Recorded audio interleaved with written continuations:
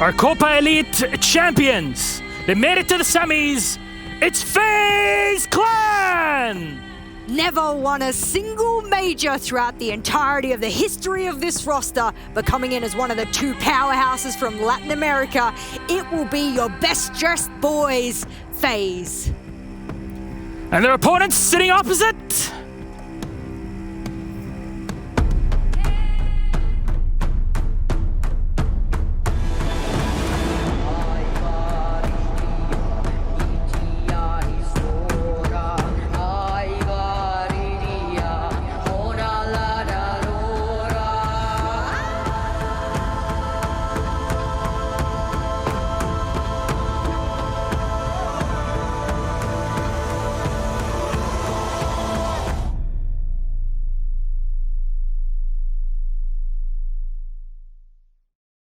Representing APAC and South Korea, it's DWG Kia! Formed just 1 year ago.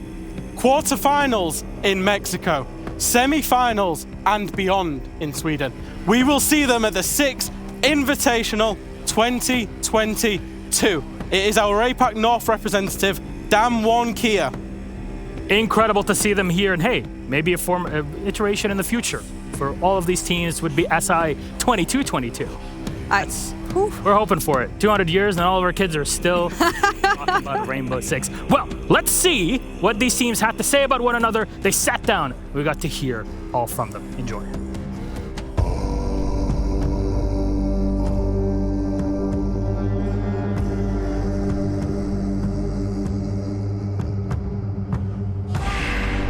상대팀이 우리한테 두려워야 해야 할 점은 뭐 약간 한 번씩 터지는 포텐셜 그리고 뭐 공격성 약간 그 정도를 좀 무서워해야 될 것 같아요.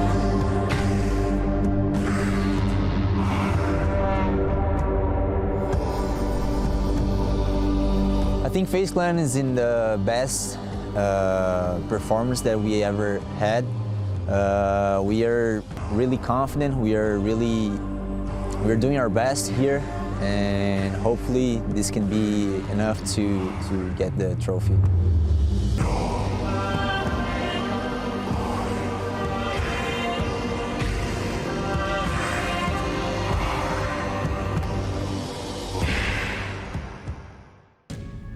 Welcome back, ladies and gentlemen, to the Analyst Desk. Again, I'm Alistair Medic. With me are Keeney, Jess, and Fresh. And we're going to have a chat about our two squads in FaZe and DWG Kia as their game is being readied as we speak. First up on the chopping block are the team rosters. And FaZe Clan is up first. Let's see what they're bringing because, man, they really, so far, are bringing the heat. Been absolutely incredible. I mean, we say F for FaZe, I say F for formidable because this is a formidable roster that has done amazing electric things on our screen. They managed to break history by going into their groups and smashing through their teams 2 7-0s in a row, and that sets a lot of precedence for them coming in to the playoffs here. The biggest thing to look out for me is that, yes, they had a blip on the radar throughout the groups by losing to Rogue, and that was the one on the round evolution that dropped them down a little bit, but consistency has been key for FaZe, and their entire roster, bar one, has an over 1.0 rating throughout this entirety of the major. That is an incredible feat considering how many maps they've played. And their attack win percentage as well. They're not just winning maps by just defending them out. They're going out, they're starting attack, and they are stomping teams a lot of the time. And their opponents on the other side, DWG Kia. This is the furthest a team from APAC has gone through in a major tournament since Norengo, and you can even count on Fnatic's semi-final finish in Rio de Janeiro with Dizzle standing in. Fresh, your thoughts? And they've improved, especially getting to these major events. We said quarterfinal in Mexico, semi-final here. There's been various criticisms, some from me, about map pool. They've improved their map pool. They're playing in the groups in the best of ones. They've beat some of the best teams in the world. They beat major winners in Empire. They beat world champions in SSG. They were in the group of death. They managed to navigate it due to their best of one map pool, but also their confidence to make plays. I mean, you talked about map pool as well and how they've improved their map pool over time, but still, I mean, they have never played Cafe in the last 5 months. They haven't played Bank here at the event. Yeah. So we'll see. I mean, their map pool still seems fairly weak. It's still a worry when you come deep late into the event. If they have to play a best of 5 tomorrow, then it will become a significant worry, right? Yeah.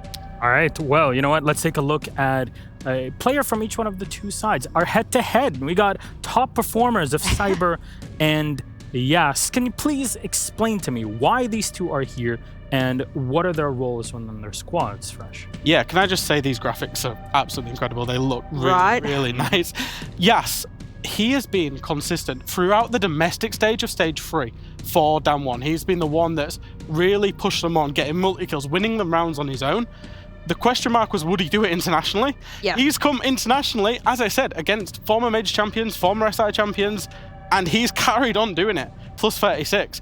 But there is one man today that might be able to stop him, Jess. Absolutely. We have the highest rated player throughout the entirety of the major on your screen. And when I say the highest rated player, I don't just mean overall. I also mean in KD. I also mean in entry. And I also mean in cost. That is an incredible feat. In fact, I can't remember back throughout the entirety of me being on the analyst desk ever seeing a player at a major tier 1 event ever having all 4 categories topped before even making it to the finals. That is something that players simply don't do.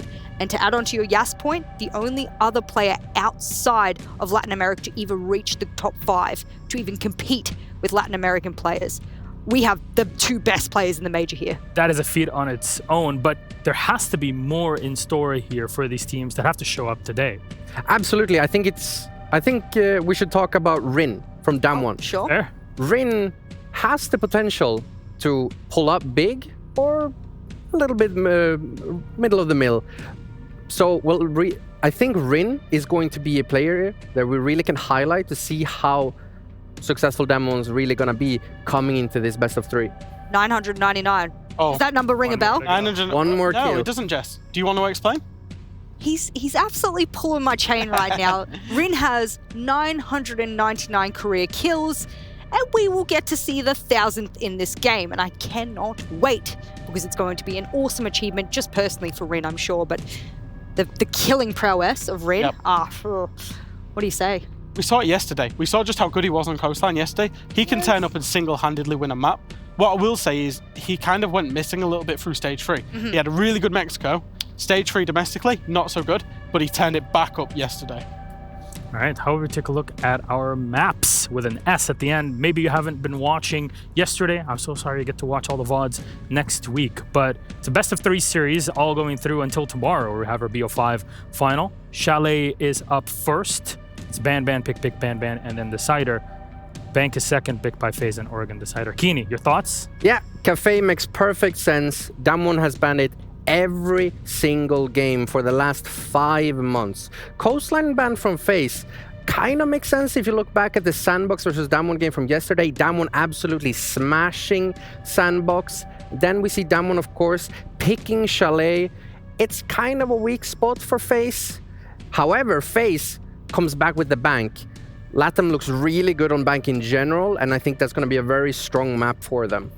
All right, and how about we talk about a certain operator that is the most picked right now for the attacking side. We mentioned it yesterday, and the trend seems to continue. We got Sledge on the line.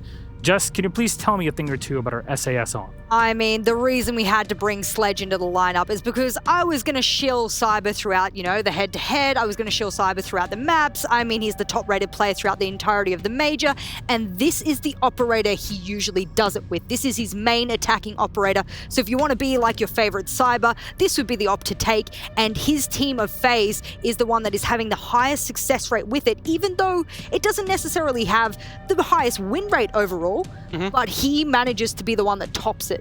And one thing you might see today is Katsang play Sledge as opposed to Cyber. And Katsang's a very typical Sledge player, is a middle of the pack, around a 1KD, does a lot of vertical, whereas Cyber just takes that up a notch. He's getting kills, he's getting nades, he's getting entries, and he's doing it, with absolute ease so far.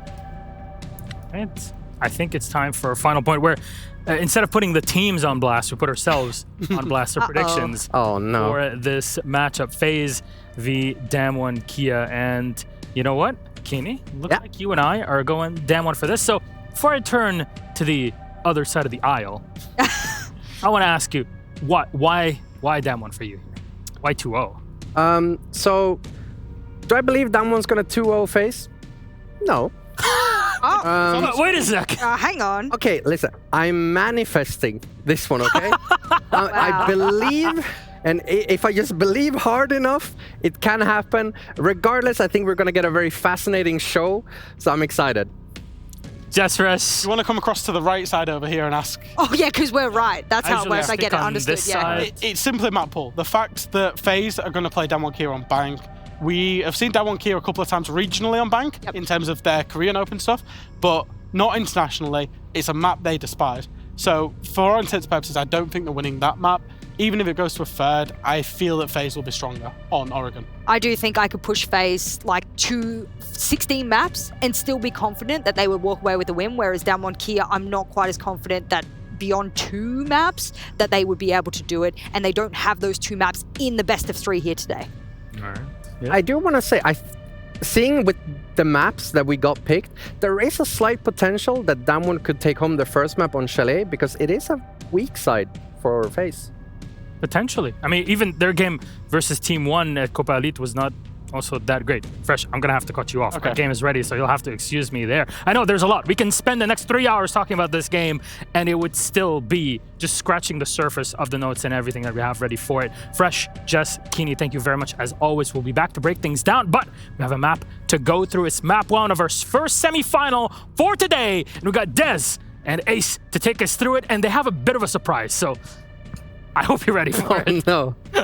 Thank you very much, Milos. A big day coming up. No, I promise you, me and Ace aren't getting married as much as it might look like it. We're getting into a screamer of a semi-final. Damwon Kia, the first APAC team to make it to the semi-final of a major, coming up against FaZe, a team that many have got strong expectations of to go on to win the whole thing. There's one thing for absolute certain, Des, and that this is going to be fireworks. It's going to be a big game one way or another. Damwon Kia coming through to that semi-final, really flying the flag for the APAC region. You know, they've gone one step further, and I said after Mexico, what we needed to see was this consistency from the APAC teams now. Yes, they've proven they can compete on the world stage, not just Damwon Kia, but others as well. We need to see that consistency, reach in the last 8, reach in the last 4, dare I say, even a grand final, Des. Tim!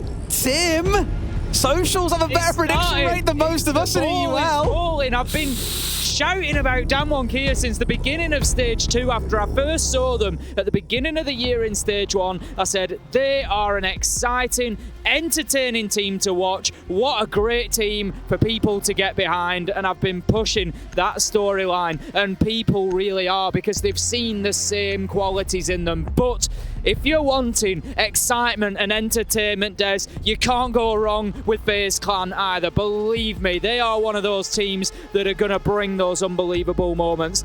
If you're a neutral fan coming into this, oh, what a lip-smacking prospect we've got in front of us.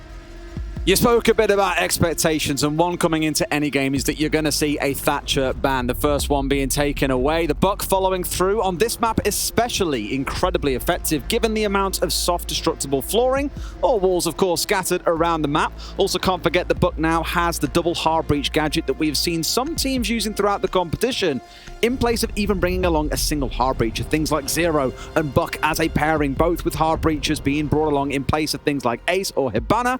The final 2 bans, a little more standard. The Mirror, the Valkyrie, we see these taken away an awful lot. Mirror making some sites rock solid, impenetrable fortresses.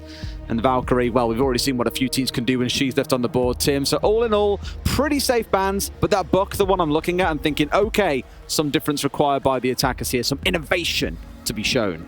Well, we are heading into it, Des. We go into the French Alps. It's Chalet. It is the first semi-final of the 6 major here in Sweden. We've had a wonderful time in Gävle, and I think it's going to get a little bit more enjoyable today. I am absolutely pumped up for this one. Damwon Kia will kick us off on the defense. We've spoken on the desk about how Chalet might just be a little bit of a weak spot for FaZe here, but does starting on the attack maybe just help mitigate that a little bit for them, Des?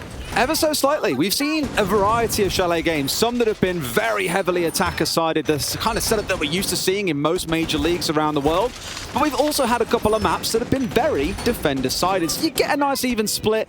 And the thing is, you can look at the numbers all you like. You can look at things on paper, as we like to say. The only thing that matters is how that score ticks up at the top of your screen as this game progresses, because no two games in Siege are ever the same. We're kicking things off with a Master and Office defense for down one Kia.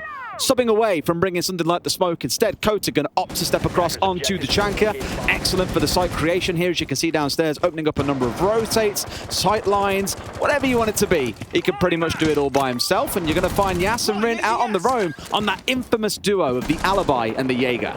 Really going to have to step up today, Des. They need to be finding those kills. Yas has gone extremely well through this tournament. We've just seen 1 or 2 quiet games for him. You just need to make sure. This is the point. For championship winning teams, you can't have those quiet games in the late stages. You've always got to show up. You've always got to deliver. Now then, Woogie Man just on that roam underneath. He's got Yas with him as well. So Damwon Kia, they are setting up to make a nuisance of himself in the map. They're not just going to allow FaZe in here, Des. They want him to have to play into them. Bullet well aware of those players in the mid floor. I think he's going to be keeping a little eye on things down there, but FaZe going to have to definitely consider, because there are the potential, no nitros, but still the potential for that verticality to be used. Shots up through the soft floor, flanks up the staircases.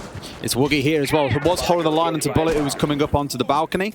Not quite able to find his angle. Great shown, and Bullet, who was putting a fair too many bullets through BDS yesterday, taken down by the Woogie Man, as Ace would say, to get the round underway. For FaZe, a big focus still on the solar side of the map. Cyber getting a drone or two through to find out what's going on, but here's that classic APAC attack aggression. Yes, finding out souls. A 5 versus 3 for Damwon Kia, make it a 5 versus 2. What's going on, Tim? FaZe are being torn apart by the Korean side. Well, I tell you what, Des, if FaZe coming into this one didn't know they were in a game, they certainly do now. We've had everything here. We've had the kill on the roam, we've had the jump out from Yas. Damwon Kia, they are for certain not going to leave anything on the field today. They are going to give their absolute all. Cameraman it is in a 1 versus 4. Trying to find that vertical angle. Des, they know exactly where he is. This is a matter of time, and there's not really too much for FaZe to be talking about at this point, because it's only round number 1, and already they've been beaten up by Damwon Kia here on Chalet. And cameraman now just working his way towards that top floor. What's the utility to take as he goes? Oh, Kota's moved the shield. They know exactly where he's going. Just to bully him out. Why not move the shield and make his life even more miserable? Kota to collect the final one. And it is so bizarre. I spent most of this morning watching back Bang between FaZe and BDS from yesterday, and seeing the pressure that FaZe are putting on, the gunfights they were swinging and winning and pushing at a pace that BDS simply couldn't adapt to.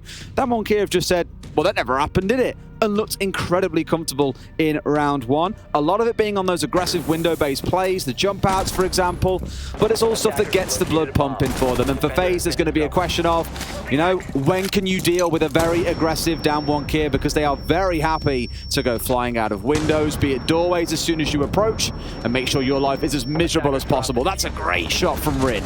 That's all the shots from Rin were great. This one now.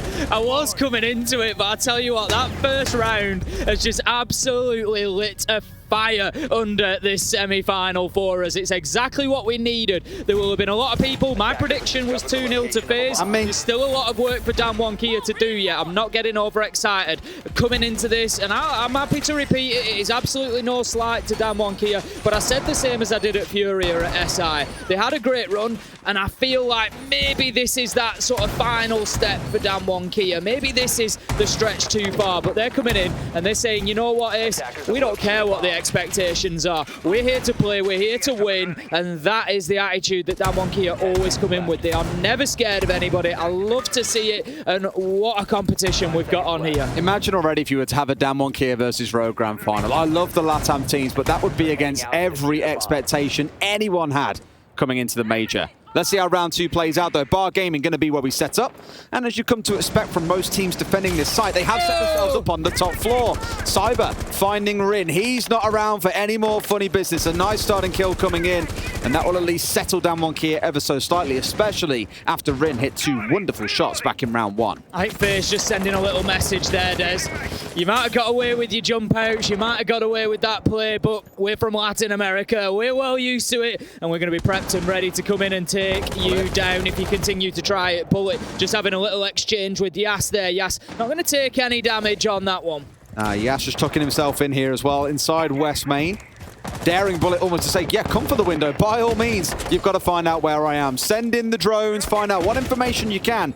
I'm here for as long as required. Has now stepped himself away once he realizes the attention has bled away, and Bullet has pushed himself out towards the rest of the team with a site-based focus. Yas putting himself back inside a lobby here, but apparently Library is going to be this core focus coming in. Woogie still sat inside a Library.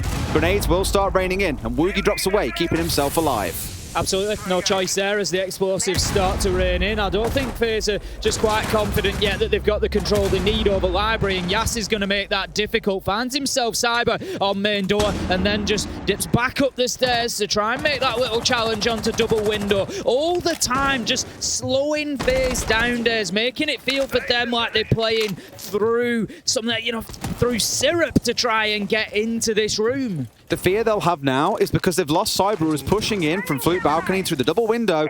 They have no control of lobby. There's still a shield sat there, for example, by the defenders. It's why Astro is playing so scared. You've got Coated at the top of Library who could push in at a moment's notice. FaZe do not have anyone playing around Piano Window to threaten Library Hallway. The whole east and north side of the map is down one Kias. FaZe are basically boxing themselves in Library, and that makes for a very nervous attack. Unfortunate for Astro there, just gets a Selma device caught up in the flooring before the second finds its mark and starts to make it a little bit more difficult for Woogieman inside a connect. In fact, I think it's been cleared off, Des.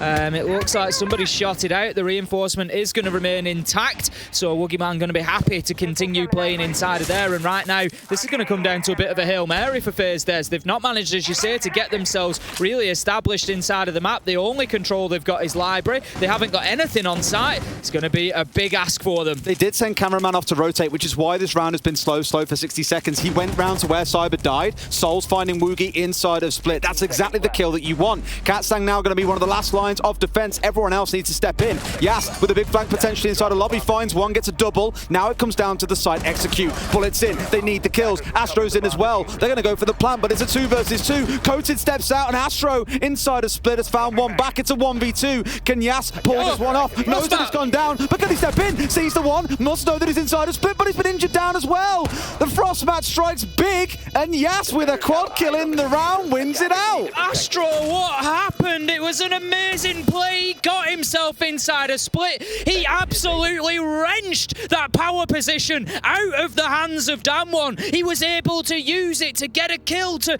enable the diffuser to go down, but Des, oh dear, there was a Frostmat in the open by the door, and this just goes to show how powerful that gadget can be. It's easy for us to look on and say, how do you stray into the Frostmat? But when you're ADSing, when you're being challenged, when you're just so focused on what is going on around you, sometimes what is sat on the floor just doesn't enter your mind, and that has just lost the round. The thing is, I felt your pain viscerally stood right next to you. I just felt it surge, because you in the stack are the Frostmat magnet. It's your little thing. But that was just pain. So much pain. Just heard the noise. Just the snap. You're so used to it. I just heard the noise. The thing is, 2 years ago, players would have been memed on for stepping into a Frostmat. And in fact, I remember Vito doing it inside of the Nordic Championship, and everyone was like, how do you even step into a Frostmat? And we're seeing it day after day in the current meta. But this could not come at a more crucial time. We said it yesterday between Rogue and Team 1, when the odd round would slip away from either side. You looked at it and was like, I know it's only 1 or 2 rounds, but they build up across a whole tournament, across a best of 3, and it can cost you whole games here.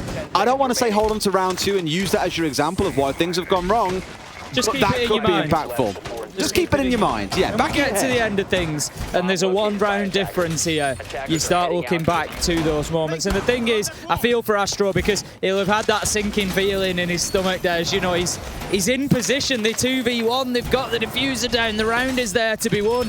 Snap, and you just have that sinking feeling of what have I done? But they need to just move away from that. They've got to focus on the here and now, and the here and now is round 3. Bullet gonna be taken down on a Yas run out. That is 2 in 3 rounds, Des. Yas has got 6 kills inside 3 rounds. Sure, the quad kill in the last round going a long way towards that. The one back in round 1, but yet another entry flying in. Bullet, who was on fire yesterday along with Cyber against BDS, bullying them around Bank especially, yet to make himself known in this fixture. Things can slow down for the side of FaZe ever so slightly. Drone work coming back out. Now they've got themselves near the building. You get to that point in the round where it's about discovering where are the defenders? What does the setup look like? What's the play we're going to make from here on out? Looking pretty good at the minute, Damwon Kia. They've got themselves 2 players inside a site, and then there's 2 to try and hold on to Piano and White Stairs. That's going to be Katsang and Yas's job for the time being. We just saw the silhouette of Katsang dropping down to the bottom of Trophy Stairs there from the challenge coming onto those from Souls. So FaZe Clan need to start picking apart that side of the map. They need to get themselves established with a bit of Solarium presence. They need to maybe try and force Yas out, because otherwise all that's going to happen when they try to get themselves into site, they're just going to face this flood of operators coming back to site to continue challenging onto them. So they really do need to think about trying to dislodge them. That's what they're doing with the verticality here, trying to use those angles, and you can see being worked from the trophy window as well. But Katsang, he's not having any of it, Des. He's going to slip away once again and keep himself alive on the Solarium stairs. Just looking to burn time essentially here, right? I mean, you've got the entry kill. You don't need to go hyper-aggressive. Damwon Kia probably still would. It's their sort of play style. But they don't need to go crazy aggressive here onto more members of FaZe. Yash just letting them know that he is still present on the south side of the map. Astro spent 45 seconds droning this out to make sure it's clear. And now they've got to just try and ignore him and push on the site. Here they come. West main control on their side. 3 members in, but they forgot about Katsang up towards the north. Woogie on side finds himself a big double on the Maestro. The Elder gripping through the side of FaZe. Rin finds 1, and Yas on the flank later in the round. This is why you can't ignore the Romans, Tim. It's another big round coming out for Damwon Kia, a flawless to make it cry. It's beautiful. Exactly, as we said, FaZe just unable to gain any sort of meaningful map control there. They didn't disrupt Piano, they didn't disrupt Solarium. It ended up with them all pushing into West Main practically. And as we've said so many times, what happens from the defenders on site, they just all focus the guns in that direction. In this case, Woogieman, particularly with the Alder, focusing plenty on there and getting himself a few. We see the kills rain in, but look, you've got 3 all the silhouettes are ahead of you, Des. You know, yeah, they don't have that advantage of that knowledge. We can see it here, but that's just a great example of what is happening there, because FaZe have got nowhere else to go. They end up in that one position, and Woogieman, with an Alder, can just hold mouse 1 and just spray along that wall, picking one after another up. Tactical pause coming in from FaZe. Absolutely no surprise. The problem is that they're on the attack here of Chalet. Damwon Kia are a good Chalet team. They are going to take attacking rounds. If they get onto 4, 5 defensive rounds, honestly, I think FaZe, practically, you should always try to get it pulled back. Yeah. But at that point, you start already looking towards that second map of Bank. I'm not saying this is a reason for why they shouldn't have come here, but me and Fresh probably spent about 90 minutes this morning going through maps and saying, right, where is this series going to go? Because Damwon Kia, they always ban Cafe. I think this year they've banned it 40 times. It's been banned against them once. That is just how much they hate it. They haven't played it at all. So you know on the side of FaZe what's going to come through. And I really thought we'd see a Chalet ban coming out by FaZe, and maybe we go to something like a Coastline here. Because for Damwon Kia, they're quite a fan of this map stepping in. It's showing up in spades right now, and I'm really excited to see if they can find a way back in, because let's not forget again, this is on the attacking side. This, I think, is like a 35% defender win rate map. They are yet to find anything. Not even a convincing round. Maybe the close one you'd say with the Frostmat you look at and say, okay, they could have got it over the finish line. But so far, Damwon Kia, they have the run of the mill. This is the, you know, we can always look at a game and say, this could be 2-1. It could be this, it could be that. But the fact of the matter is that it's 3-0. That's where we stand at this point in time. It's all been Damwon Kia, and FaZe really struggling to get themselves involved in this one. Whew, okie dokie. Let's see how things start to warm up. What concerns me a little bit for FaZe, even with the tactical timeout coming in, is their attacks have been slow anyway. It's not like you want to say in the timeout, right, slow it down, boys, get on your drones, find out where the roamers are, because they've been doing that. They've just been forced into a really unfortunate situation where they lose the entry, Yas disappears into the netherworld of the map, and then they're like, right, well, we can't invest all this time because we've already spent a minute and a half droning. Let's go direct to site. And then they get slapped on the flank anyway. So what I want to see them do in this round is keep the entries alive early. Don't go charging into the map or getting spawn peaked. Be very, very careful and get on the drones. If you identify there is a roamer, go after him. I think it was round 3 against BDS on Bank yesterday. They found a Lems locked inside of open area. They set up 2 or 3 crossfires and a Lems was dead to rights. Sure enough, they found him. There needs to be more teamwork and more of a tighter control on these roamers out of Damwon Kia, or they will just stay out of control round after round.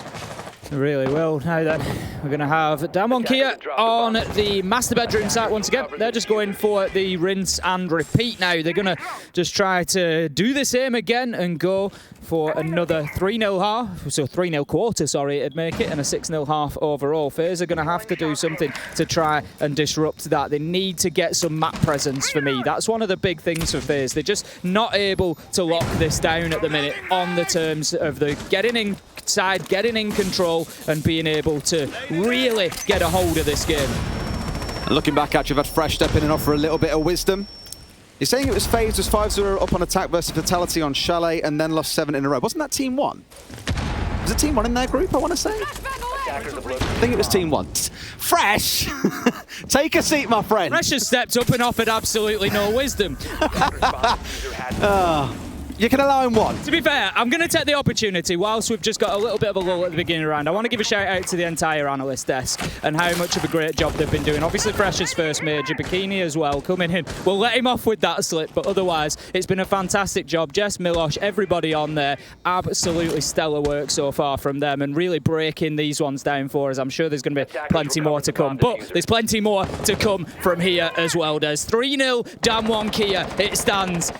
Who had Damwon Kia in the final on their bingo card? Who had this round to go to the last 40 seconds, by the way, and all 10 members are still alive. No round has played out that way just yet. Damwon Kia probably getting a little bit antsy as to where they're coming from. FaZe up towards the north, find 2 kills, slowing things down apparently is the answer. Rin finding one back elsewhere. It wasn't part of that initial engagement. Now Damwon have got to flood back into the site, but Souls doing so much from the door out on balcony. Plant is going down. Yas and Rin, the 2 fraggers on this team, have got a lot of work to do. Yas coming his way up the back stairs, finds one. Can he find a second as Astro takes a few shots? Rin going down to the double window. It's a 1 versus 3. And finally, FaZe have found the answer. They have broken open the ranks of Damwon Kia and got themselves on the board. There we go, FaZe. That is what we needed. That's what the Latin American fans out there wanted to see. That first round that might just break the seal and start the ball rolling for them here. But they need, absolutely essential, to follow it up, Des. They can't just leave it at 1. They can't go with a 5-1 half here. They need to lock down another couple. Damwon Kia, they're going to move on to a different side. They don't want to rinse and repeat master bedroom. They've seen enough on there after FaZe pretty convincingly got themselves established inside a site that time, got the diffuser down, and that round for me just looked like FaZe had woken up a little bit. They had a handle on what was going on from the Damwon Kia side, played that objective well, really focused on what they needed to do. So better from FaZe, let's have some more of that. They didn't poke the bear with a stick in the early round. Oh, exactly that. They just waited for their opportunity to present I don't want to itself. say it's an ego thing, but they tempered the ego and didn't go looking for the spawn peaks against, members of Damwon Kia, who inevitably they knew would be at windows, would be at doorways, looking to cause trouble as Ras? They can call them that as a combo if we want. I meant Rin and Yas together. The way they've been so aggressive in the early round, I'm glad to see that they did slow it down further and get on the drones and make sure they had more control. We said after the attack timeout, that's what we needed to see. A bit more control, a bit more composure, and that works out wonderfully for them. There's someone else I want to give a shout out to. We're sharing all the love here apparently today, Tim. Well, it's getting to that point in the tournament. It's getting towards it. Love. And you know us, we like to be positive, or you like to say I do, but secretly. I did think this in my head, because you were being so nice about the whole desk I agree with you on, but Fresh, you were being so nice, and I was going to be like, Sit down, son. Stop talking.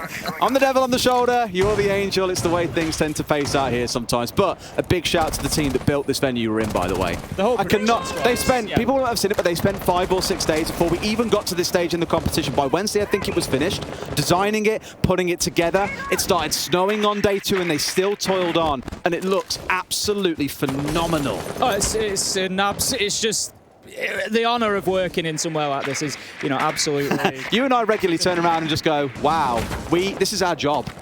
It's To shout over amazing games, to be in a venue like this, it's something special. It really is, and something special, Des, could be Damwon Kia coming away with an opening map here. 3-1 up at the minute against FaZe. FaZe able to take round 4, need to continue that. They need to find some momentum. Wookie Man just going to be forced away back into sight. We've seen this before.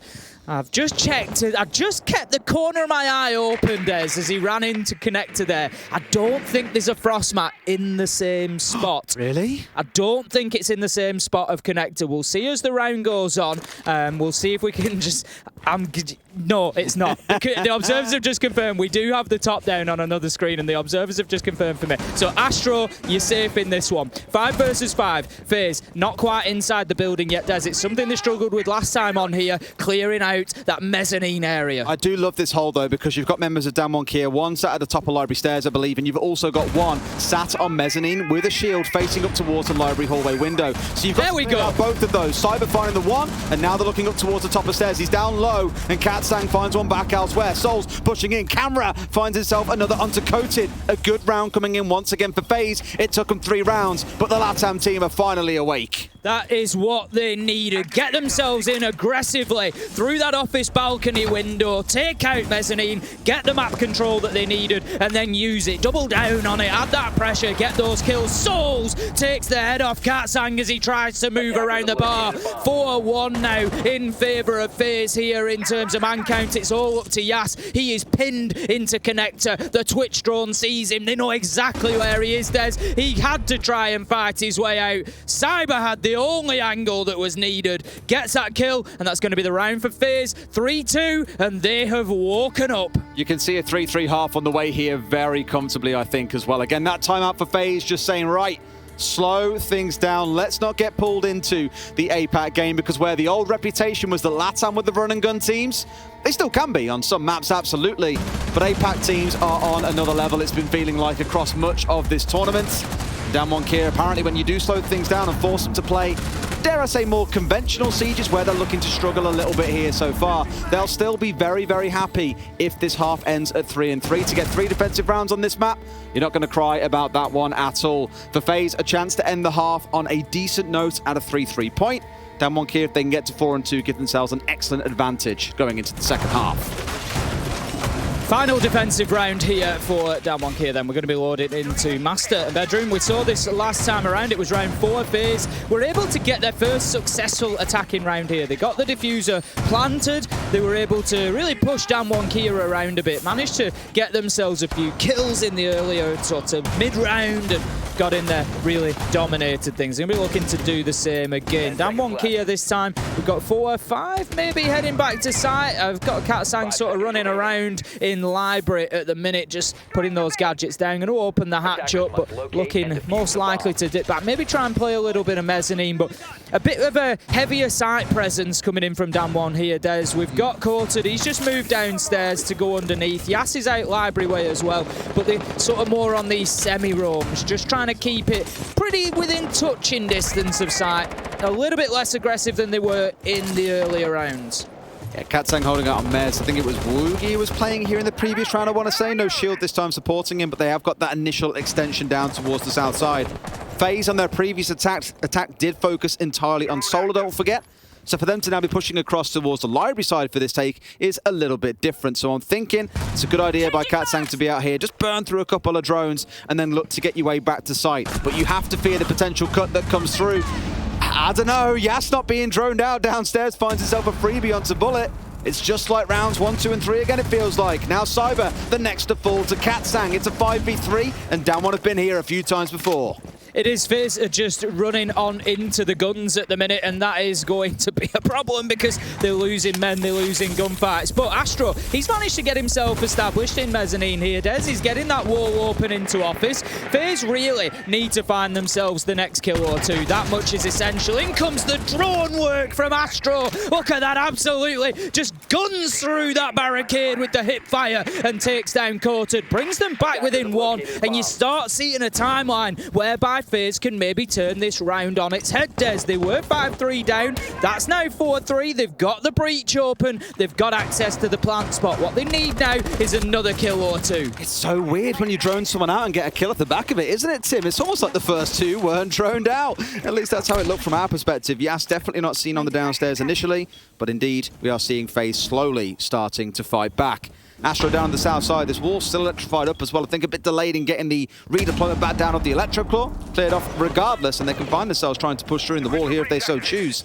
Just going to open up the right side here as well to make sure the rotate is definitely opened up wide for them. But Woogie has this long angle. Rin's going to find Cameraman. One stepping in on the half wall. The spray comes through. Now Woogie Man's got to win this fight. Sees his man, keeps on stepping out. Can't quite complete it. And Rin in Piano should be a pivotal part against Souls. In fact, no. He rotates back over to the breach as well. The two of them backing out here and holding the longer angles. Just daring to see if Damwon Kia want to go for the swing. They could get away with a cheeky plant here if so decided. But Rin hanging just off to the side could also do a bit of damage. Plant is going down. No one has the side angle. Woogie Man steps forward and gets banged out of there by Astro. Souls another. Yas brings it down to a 1v1. Souls creeping round. Looks off to the left. Here we go. Who wins this one first? It's Yas to close it out. Damwon Kia end the half 4-2 with two huge rounds from Yas. What an effort from FaZe there in that 2v3 situation. I love how Astro and Souls played it. You just had Astro get himself onto the breach to provide that cover, and boy, did he provide it. Souls went into the default plant spot, threatened to get that diffuser down, ultimately didn't stick it, but the air jab was a great play for them, to be fair. It was really pivotal and almost swung the round for them, but Yas just able to win that 1v1 out from Piano. Whew. This one is a tense game.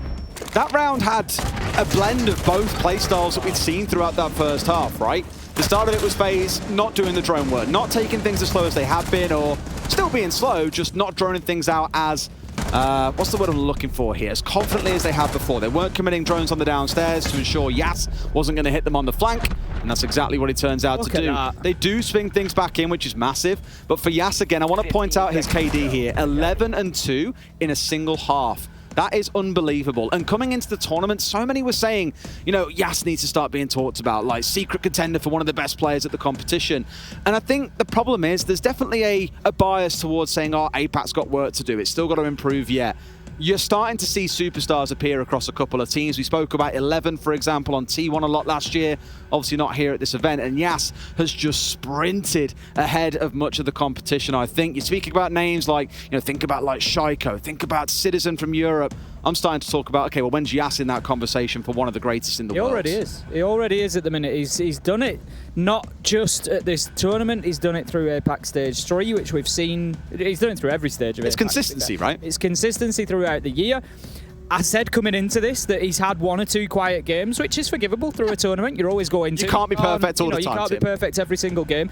But what else did I say? They need to have those players delivering when it really counts. That's what makes a championship side, is that those players can turn up. Yeah, you might have a quiet game in your last group stage game. Yeah. But you know what? You're already through. It's fine. You turn up for semis and you do what Yas is doing right now. Nobody remembers that group stage game anymore, and it's absolutely fine. Yas has hit the ground running today, and FaZe is going to have to find a way to control him, because otherwise he's going to run away. The thing that I will say is sometimes when we get those big performances out of a player in a half, we'll see the side switch have quite a big impact on it, and all of a sudden they just go quiet because they're not able to play in exactly the same way. Even if, you know, they've been playing an aggressive roam on defense and then they move in as the entry on attack, you could argue it's a similar principle, but it's still different nuances. It's still different skills that are needed, and sometimes you just see it drop off a little bit. I'm sure FaZe are going to be hoping that that might be the case for Yas, because if he's going to run out and get air jabbed off his feet, Des, get up and find one whilst he's standing up and then go and win the 1v1. And if you didn't notice, Yas had about 20 HP through all of that and still won it out. That's the problem, right? Can't play against He's the flank player. It's I always say it, but Siege is at its heart an FPS game. You've got to win your gunfights. You can do all you can in your power to influence the outcome of those gunfights. Stop them being a 50-50 and more towards a 70-30, or in some cases a guaranteed kill in your favor. But it still comes down to being able to land those shots. And when Yas is landing them like no other, well, you see how the game pans out. We are in a quick rehost in case you haven't quite clocked on. That's why you're seeing the players' wonderful faces all over your screen. And we will be back into things in just a second. This second half, it kind of comes at a perfect time because we are now about to move into that second half where the side of Damwon Kia go onto the attack. Now, we know how disruptive they can be on the defensive side. The attacking side could be a different story. Whether or not FaZe look to meet them on the rip out windows and doorways, whether or not they sit a little bit deeper and let Damwon Kia just struggle under the pressure as that clock runs down to 0 is entirely up to them. But I'm keen to see how this map plays out, and I'm already thinking about map 2 and what that can deliver to Tim. I already want 3 maps out of this. You know me, I just want maximum entertainment. You know why I don't want 3 maps? And I don't want it to be a FaZe 2-1, because Happy's the only person that predicted FaZe to win 2-1. Yeah. I'm insufferable about predictions. He is next level. Do you think? I think he can be. He was basing predictions on weather forecasts and all sorts before. You see me go through, and there's probably individual rounds that you could listen to and you think, oh, God, Ace is biased towards FaZe, Ace is biased towards Damwon Kia. What you'll find is it's whoever's behind, because I just want them to do well and win rounds so that we get as much as possible. All right, so this round are we like pro FaZe? Is that the way we're going to do it? If FaZe come in, I'll get all excited about them getting a few entries. So what happens what happens in the Ace like computer machine in your head when it's 4-4? Oh, well, then it's just all bets are off, Des. Then it's just let's go crazy. Well, let's pray we get to that point. FaZe kicking off their defense with a bar gaming setup. By the looks of it, with a mute being placed on Mezzanine, I'm already starting to think that we're going to see them gunning in towards a setup when someone plays on Mez, someone plays at the top of library stairs, and they go for a full top floor hold. And the reinforcements looking to reaffirm just as much. Downstairs on site, not really nothing worth touching on just yet. No Frost being brought along, much to ensure your delight in this case, Ace. But there is the Mute and the Mozzie looking to shut down the information game coming out of Damwon Kia. I think that's where a duo like Cyber and Bullet could be potentially very lethal. I know it's Astro that's on the mute, but it's just that denial, Des. It's Damwon Kia having to go in and take gunfights with these two when they can't see them, when they don't know where they are. That's when Cyber and Bullet particularly are going to become a bit of a nightmare, and they really can be, on a defensive roam, an unbelievable duo. Now, Rin, maybe with a little bit of information there, I don't know, just taking a few shots, so maybe just a little bit of an educated guess that there could be somebody in around bathroom. Not going to find any joy moving away. Pretty patient from Damwon Kia. They've not rushed into the map yet, Des. They're quite happy to get themselves established on the outside before pushing in. Information's going to be difficult to come by, which is probably going to be part of that issue that's slowing them down. In this spot, it's Cyber mainly looking to cause a bit of trouble up towards the north side. Rin being patient as a saint, sat watching West Main and the bathroom window pretty much for the entirety of the round, whilst the rest of the crew get to work on what the setup is going to be. They need control first and foremost of library. They remove the shield away, which should at least make this a bit riskier for FaZe to sit on Mez and contest. That being said, the player that was there, I believe Cameraman, has dipped away. FaZe have got 3 players up towards the north side of the map here. They could not be further away from sight, whilst Damwon Kia are swarming the site.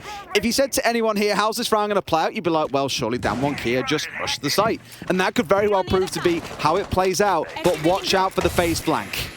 That's the key. You've got to be aware then of where those FaZe players are. It's all well and good recognising that they're not there, but where they are is, of course, just as important. Katsang looks to be well aware of that. He's just going to be holding down that angle. Going to take out a Mozzie drone as it passes him as well. It's one that Cyber had managed to capture himself. Cameraman opening up the angle, Des, and that's where you're going to get hurt. Damwon Kia not doing enough to deal with the piano side, and here comes Cyber as well. Astro, it's all falling apart for Damwon Kia on this attack, but somehow Coated, he manages to find himself too and just wrestle Damwon Kia back into things. Really big couple of kills coming out from Coated there, and a great flick onto the top of library stairs as well to make sure that one went their way, no matter which way you look at it. I was about to say they're in a 2 versus 3 though, but Rin's just found another. It's a 2 versus 2. The members of FaZe pulled ever so slightly back. Astro almost losing his life, but finding Coated first. Downed, and now there's 25 seconds to play. Rin, I don't think he's aware that this is the case. Cameraman's up on the top floor, can get the res off here. Rin is pushing in. If he goes fast enough, maybe able to find a couple on the stairs. He's pushing in fast. Can he see them both? Sees one, can't quite find it. Up from above. Super Astro finds the shutdown. Quite literally living up to his in-game name of Super Astro there, and making sure FaZe get the round. FaZe then bringing it back to 3-4 and opening us up with a successful defense. Exactly what they needed. Coming in on a 4-2 half. Really needed to show that they can lock these sites down, and it was impressive from them. They managed to use that space that they were given really, really well. There was just no pressure, no push to try and move them from Piano, and I'm pretty sure Damwon Kia, they're not going to be ignoring them up there on the top floor again, Des, because kills just started to rain in as soon as FaZe sniffed that opportunity. It was Cameraman who set it all off. He picked the timing. He was the catalyst. Impact nade onto the office balcony wall. Straight out he went onto Mezzanine and got himself the opener, and then it all just collapsed on into Damwon Kia from there, and the pressure just went from 0 to 100 in a fraction of a second. I was worried they'd be a little bit too slow and have to come crawling their way through, but the impact that came onto the office wall gave them that angle that cut through onto the top of the mezzanine stairs, onto the doorway that led into Library, and from there Damwon's Kia retreat was essentially cut off unless they threw themselves back outside of Library. But you haven't invested 2 minutes to get control of Library and drone the surrounding area to step in, to then jump back out and essentially reset yourself back to 0. So it was kind of a damned if you do, damned if you don't situation. A great top floor retake coming in by FaZe. Make sure the round comes their way. Damwon Kia feeling the heat a little bit there of the clock towards the end as well. FaZe now going to find themselves setting up inside a kitchen and dining, so have the top floor defense coming their way. Shields, ADSs, every manner of gadgetry scattered throughout Piano, as we're so often used to seeing for this site. For Damwon Kia, it's a question of pushing in from Solar or coming in from Library side. And with 3 members on the north side of the map, I'm led to believe it's going to be that Solar take. FaZe getting pretty aggressive there onto the barricades. That's it. They've reinforced Big Garage as well, and we're starting to see, Des, that vertical angle used to pressure onto Solar. We've commented on it a few times. You get somebody in underneath, open the floor up, nades can be thrown up, challenges can be made onto trophy stairs into the Solarium area. So this time, FaZe deciding they want to try and hold on to this. Now then, Astro going to make the challenge onto that breach to begin with. All sorts of utility down there by the looks of things, Des, including a deployable shield. So really trying to hold on to that area with some veracity. Cameraman might be thinking about a jump out of mud, I think, as well. He's ran his way all the way down to the southwest side of the map and is looking for that right call to come in, that it's the right time to go out that window and find himself a kill. But elsewhere, it's Rin onto Cyber. The jump out coming through. Woogie finds one. Rin in a 1v1 against Cameraman, but no one finding the kill elsewhere. Now things can settle down ever so slightly, but Damwon Kia have got the control they need. That hold from FaZe already torn asunder. FaZe, they're on the back foot. They need to show us now what they're made of. If they want to come out here and win the 6 major in Sweden, it's moments like these that they're going to have to show us the character to be able to overturn these rounds. 3 versus 5, they find themselves, and it goes from bad to worse, as Rin manages to get a headshot onto Souls, giving Damwon Kia an even bigger advantage here. Astro doing everything he can. He's rotated his way back up from Big Garage, trying to get aggressive on towards West Main. Drone will spot him out. Shots are missed. Nitro, I'm not sure if that was supposed to be onto the ceiling or not, but he's maybe not. He's maybe wanting the line of sight onto trophy stairs. We'll see as the round progresses whether that has any impact, but there's an absolute age of time for Damwon Kia here.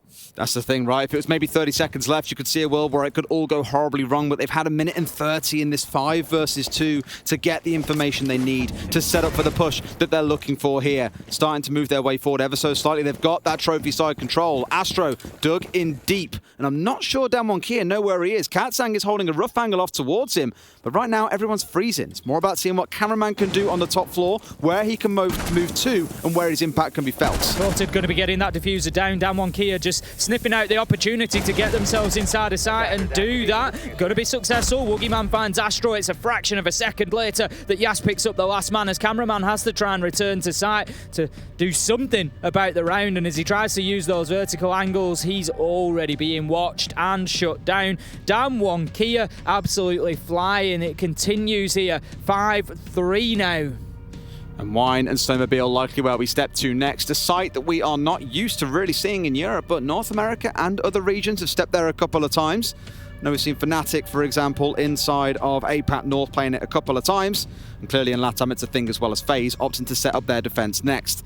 They have got the Kaid here, so can of course opt to electrify off Trench and looking up towards the north side wall in Wine, or they can look towards Snowmobile Garage itself. Keen to see what the setup looks like. And Bullet, stepping away from playing on the Jaeger, is going to go over to the Vigil in the 6th pick. So you're going to see him out on the roam. And admittedly, the roam from FaZe yet hasn't been highly impactful. We're looking for that still. It's only 2 rounds in, but we need to see a bit more from that as well. Shutting down Damwon in the early round, showing us the delivery that we saw from this team against BDS yesterday. It's going to be a difficult site to defend, potentially. I'm interested to see how FaZe go about this. Heading down to the bottom floor leaves you with 4 different directions to defend effectively. You can have things opened up, you can have Trench opened up, you can have the wall from Big Garage opened up, you can have the main wall opened up, you can have somebody push down blue. There's also verticality there. You can open the floor up in Fireplace, for example, and get vertical angles down into sight. It's very, very oppressive sometimes for the defenders to be down here. They've done the magic box. Upside in Dining, you can smash a hole on the side of the table and chuck the Electroclaw inside of it that electrifies the wall down below. Nice throwback to old Chalet in that case as well. Of course, if the attackers don't realize this, well, you'll find yourself very frustrated as to why you can't find the gadget that's denying you entry into a wall. Cameraman's playing himself down inside a bar and gaming, but look towards this front wall here. I think just in time coming out. Yas gonna have to nade this one out, and then the wall should be able to get opened up. Unfortunate timing there. I just don't think they were aware that the electrical was likely to be applied at that moment. Obviously, a few another one upstairs again. Wasted. On the stairs. It is, as you so say, both are upstairs here, and they're like, oh, I can nade it off the wall. No, you can't. Cameraman's looking to actively defend this electrical as well as the Kaid. He's playing inside a bar and he's just waiting for those noises. Look at that. He's got the rotation opened up so that he can get onto it. And this is not going to be an easy fix for Damwon Kia. They can just nade this. Like, this can be naded and taken out very, very simply. But no one, I think they've burnt both of them. In fact, no, Yas has still got one. They can nade this if they want and get it out the way. I'm just not sure what it is they're being so conservative about and why they're so worried. Maybe the one-mine magnets is what they're concerned about. Instead, send in the Rotero. That will not get caught out by the magnets, and it's an easy removal of the Kaid Electro Claw, as well as Astro elsewhere around the map, with Rin finding the opener. Snowmobile can be opened out, but it's a good 75 seconds or so that has been wasted by FaZe. Nice little setup. That's it. It's not just the time that's been wasted, it's the utility as well. I spoke about these attacks from multiple angles being successful on this basement floor, but now that Coated has used so many X-Kairos pellets, we might find that it's not as viable to go and apply those multiple angles of pressure, so FaZe can just focus a little bit more on that main breach. Bullet, however, he's going to take a lot of damage up on the top floor as the Vigil there. Damwon Kia still chasing him around, but they've got plenty of time here, Des. 1 minute 10 left to go. They can just chip away at FaZe for the time being. Cameraman decides he's going to have a look outside, and that was a bit of a wow play for me. Just a little bit there. Again, channeling the Rin and Damwon Kia from the first half, but not quite with the same results. You got Cyber coming down the back here towards Trophy, and Rin isn't too far away. He sat just inside of Dining, so on the hunt for this one as well. The C4 maybe not quite you were looking for onto that wall, admittedly. It is reinforced, buddy. It's not going to get opened. Out goes the C4 this time. I'm not sure he thinks there's somebody inside of there. He's basically trying to bait them into moving, but it's not going to work because Rin, he's just playing on another level at the minute, Des. He just waits for Cyber to push through, finds an easy one. Diffuser going down, Yas onto Souls, and again, it's all Damwon Kia, and right now, there is only one team that I can see realistically taking this map here on Chalet. We knew that it was a weak spot for FaZe, but what message does it send to them heading in to the rest of this best of 3? Wow. That's the round. That is now match point coming in for Damwon Kia. One more will see us moving on to bank. How many flawless rounds do you want to stack up in a map? I believe that was number 3. 2 back in the first half, that one just now. It's not like these rounds are even coming close and FaZe Clan in places are putting up a good fight. This is Damwon Kia in several rounds, storming through without competition from the other side. And FaZe kind of thought maybe on the defensive side, okay, you have a little bit more joy on this one. But the play coming out, like Rin being sat here to me, it looks almost like it's a defender dealing with an attacker. Rin was just lurking around Trophy for basically the entire round, waiting for someone to come pushing in. Cyber checks 2 different places, looking inside of Trophy, looking looking inside a kitchen. The one place he doesn't check inside of dining is where Rin has been sat patiently waiting for 30 to 45 seconds and picks up a freebie. It's one of those with a jump out that you mentioned too. It's like FaZe are trying to force things to happen when Damwon are slowing down. You remember what I said about them the other day? This is a team that goes from first gear to fifth gear at the snap of their fingers, and teams really struggle to deal with that pace change. It's like the tighter they try to grip onto Chalet, the quicker it's slipping through their fingers. Like an eel. Yeah, the quicker it's slipping through the fingers, the quicker it's getting away from them. It's like now the sort of the desperation setting in. We've got to do something. We've got to try something explosive here. And Damwon Kia are reading into it beautifully. They're ready for it. Yeah, you want to try bring the jump outs? That's absolutely fine. We've got it covered, and we're going to cut you down. And Damwon Kia, they're going to be feeling supremely confident coming out of this one. And you know what, a message to be sent from the APAC region in general as well, coming in here against what is, for my money, probably they've definitely been one of the top performing teams in the major so far in FaZe, one of the best in the world, as I said earlier. They've been underrated for a little bit of time, I think, because of the lack of attendance at other international events, but it just felt like it was waiting for a moment like this for FaZe. But right now, Damwon Kia are a roadblock that they just cannot get around. They're going to have to figure this out as well in the space they have between this map and the next one, assuming, of course, they can't pull this one back. I mean, even if they go on to win it, there are very clearly questions to ask about how they deal with Damwon Kia and the threat they've continuously put in front of FaZe. And I hope ahead of us stepping into map number 2 on Bank, they do get that one figured out. For now, at least, we need to see how Chalet concludes. It is 6-3. Damwon Kia win this round, it's done and dusted, wrapped up and summarized already.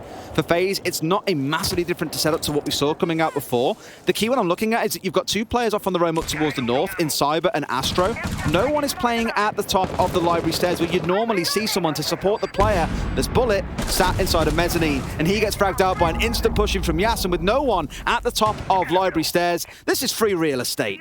That's it, Damwon Kia have now got themselves established inside a library, and the difficulty for FaZe with playing that side of the map so light here, Des, and allowing them in is complete vertical control over site. I love this. Rin is sat watching off on the balcony in towards office because they knew last time round FaZe came bursting in with an impact grenade onto the office wall, and cameraman's looking to do it again by the looks of it. If Rin holds here, he could have a huge impact on the outcome of this round because FaZe need to retake lost ground the same way they did last time around, but Damwon Kia should be smart enough to read into this. As you said, Rin right now just watching the top of the main stairs, but as soon as that impact goes off, he swings his attention there, and cameraman pretty much immediately forced back and killed. Fantastic play from Damwon Kia and Rin to deal with the threat that they saw last time around. They will not be caught out twice, Des. 3 versus 1 now as Yas finds souls. A couple of bodies drop along the way, but the damage is done. This one is over for FaZe Clan. Chalet goes to Damwon Kia, and our APAC North side have taken map 1 in the first semi-final of the 6th major here in Sweden. It's not just that they've won it, Ace. They've made it look easy. FaZe were a team, again, that so many said would go on to win this major, that were looking to be one of those top contenders from LATAM. And Damwon Kia have cast them aside as if they were a group stage game, like it was nothing to them at all. This is a team that 6 months ago, no one really knew even existed. They were getting battered around a little bit in APAC. We didn't see them delivering. And now they're one map away from a final at a major. What? Well, I think plenty of people know that they exist right now, Des, because what a performance that was on Chalet. I think FaZe are going to feel reasonably comfortable still heading into Bank. I think, mentally they'll be thinking, right, we've got our map coming up next. We can get in there and get this done, take it to 3. But honestly, I wouldn't be surprised to see Damwon Kia put up one hell of a fight here on Bank. Bank was a very nervy map for Damwon Kia with the way I looked at it. I'm now very nervous for FaZe. Let's go over to our desk and get a breakdown on a map that has simply blown minds. Thank you very much, Des. And yes, we're back on the analyst desk with map 1 having gone by the wayside. Chalet is where we went to, and Damwon Kia looked to be comfortable in the snow and the cold. You know what? There's a lot of cool moments that would recap from this map, but there's a specific one that my good buddy Fresh on the other side of the desk would like to talk about. So please, the telestration station is all yours. Yeah, so we're actually going to pop it up on the telestrator. We'll talk a lot about defenses, I'm sure, on Damwon Kia's side. And the defense I actually want to talk about was the second defense, and in particular, it's a frost map. And it's a redundancy that Damwon Kia had planned. And it's not necessarily like this is part of the strat, and I'll just highlight it here. It's this frost mat right here. It's not that Damwon Kia particularly planned that out. It was probably just more instinct from the frost to play it, but it wins them the round. You see FaZe, they're in. Astro gets the kill here. The plant starts going down. Astro's got perfect cover.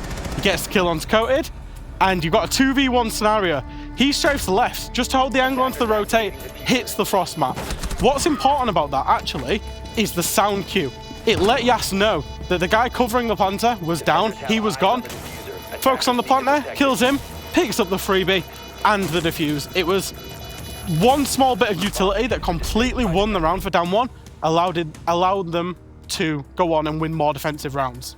Hearing that bonk instantly when somebody's in the mat is... It's a shock too. I know. It's a shock to hear that in a 2v1 where Yas knew he was up against the numbers. And I mean, if you want anyone to clutch, Yas is the guy. But with that kind of crossfire, you're like, there's no way I win this. And you hear a Frostman, you're like, I got this. Usually There's that no crossfire is just impenetrable, right? You just cannot deal with it. And you're never going to look for a frost mat there. The poor You're just guy. never going to look for a It's frost probably mat. like, who puts a frost mat there? You and I Where would say Bikini would that. put it. That's where you would put a frost I mat. mean, and also, that's a tilter. Losing a round to a pog mat, That's the you love to see it. Honestly, looking at how all of it went down, it looked like FaZe was a bit afraid in this match to some extent as we got deeper into it. I mean, we said that back in the green room. FaZe looked scared. Their composure was out the window. And there was this one round where they threw a C4 on the wall trying to open a rotate, but the wall was reinforced. They couldn't even keep track of their own setups. They looked completely lost on Chalet. That is the saddest thing, and I'm glad you brought it up, because that C4 on the wall, I looked at Fresh and I was like, there was no chance they didn't know what their defensive setup was, because they all did it together. And it's such a sad fact, because I was praising them. Just yesterday, I brought up in the Telestrator some of the best defensive setups from FaZe, and then they come in and they go, it's a brand new day, time to prove Jess wrong. That's what happened to me, and I'm so upset because FaZe were very good on Chalet, and no one will believe me anymore unless they go back to yesterday. What I will say is it's a lot of pressure. When you're one of the teams that looks like they got 14, they won so many rounds at the start in the group stages. Throughout yesterday, they've looked so good. They had, quote unquote, the easiest draw against an APAC team, and pressure does strange things. We've been saying it all tournament long, Jess. It's happened with multiple iterations of FaZe coming up to this. Not the first time. It's gone down 7-3. This is map 1, mind you, and looked like good control for Damwon. Especially good control, because it's on Chalet. Chalet is defender-sided, yet Damwon just opened with a 3-round win on defense.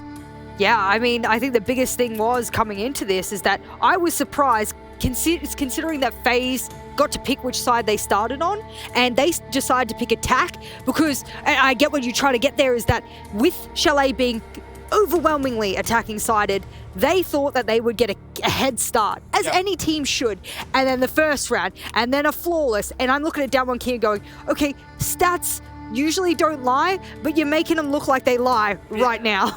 And what I want to say, 30 kills coming out of Yas and Ring combined. We talk about these duos in Siege. Yes. We need to start giving these two the respect they deserve on the international stage. They get it domestically. Internationally, they've got to be up there at this point. I believe in my APAC North supremacy and my overlords of Yas and Rin. I bow down to them. That's it. Attacker-sided, not defender-sided. Just a correct. There it is. Just pointing that out, said the wrong thing. I was like, I know where you're going with it. You said, but it's very defensive side. It's like, yeah, that's exactly what you're trying to say. Though, one thing that kind of surprised me is, to build up on your point that FaZe looked a bit shaky during it, to say the least, is that it looked like every time FaZe tried to make a play or take the lead on the match, or at least any point of it during the round, somebody from Damwon, Yas and Ren in this case, are just looking at every angle. How are they two people and watching every single position, every single window, and every single spot? Rin actually plays that kind of lurker, almost ratty role very well. We called Rin the Rat. Rin the Rat, and especially on the attack, the way he was, I think it might have been said on cast, but he was playing like a defender when he was on attack. He was just in the middle of the map, just lurking. He's like, I'm going to control this room because they're going to rotate into me, and that's exactly what they did. he got 3 kills, and it just happened on the window there on the balcony, in dining. There was just multiple times they had no idea he was there. FaZe had no idea he was there. I don't know what to say moving into the very next map, knowing full well that this next map could be the only chance FaZe has to do something against this formidable force, because I'm thinking I'm eating my prediction words all of a sudden. Now let's talk about Bank and what these two squads have to offer. Do we have any stats on the history? I should hope so. FaZe's You got some stats? performance? You got some numbers? Oh, What did I FaZe saw, go? I saw your post that had like numbers and everything. Great. Oh, the one with the numbers Yeah, just yeah, spraying there- over me? Okay, So are they you here? want something on Bank in regards to FaZe? At least in the recent performance? The last 3 times they played it, they won. And in my books, at least in my mathematical understanding, that's a 100% win rate. So there's Oh, a there you reason they want to go there. Quick maths. Quick maths would mean that if they're undefeated in the past 2 times they've played this, you would hope that them picking this map moving forward is destined to be a win. I actually have this as their third preference map in Okay. terms of maps they like over the course of BR6, Yeah, correct. Copa Elite 6, and this tournament so far. They've got around a 70% round win rate on it, so they're winning, comfortably 7-3 most games. It's one of their favorite maps. It's also one of Damwon's least favorite maps. I have it down there as their 6th favorite map, 6th preference map. With that said, though, Bank is a very open map, and we saw in Chalet, Yas is everywhere and nowhere Yep. at the same time. If you don't find this guy, he will shoot you from out of nowhere. Spot. And He's so gonna be in sewers, I mean, and you're gonna he be will on come top from of out of CEO, nowhere he's and gonna just kill a snap you guy up. completely random. No one sees it coming. Could work well on Bank.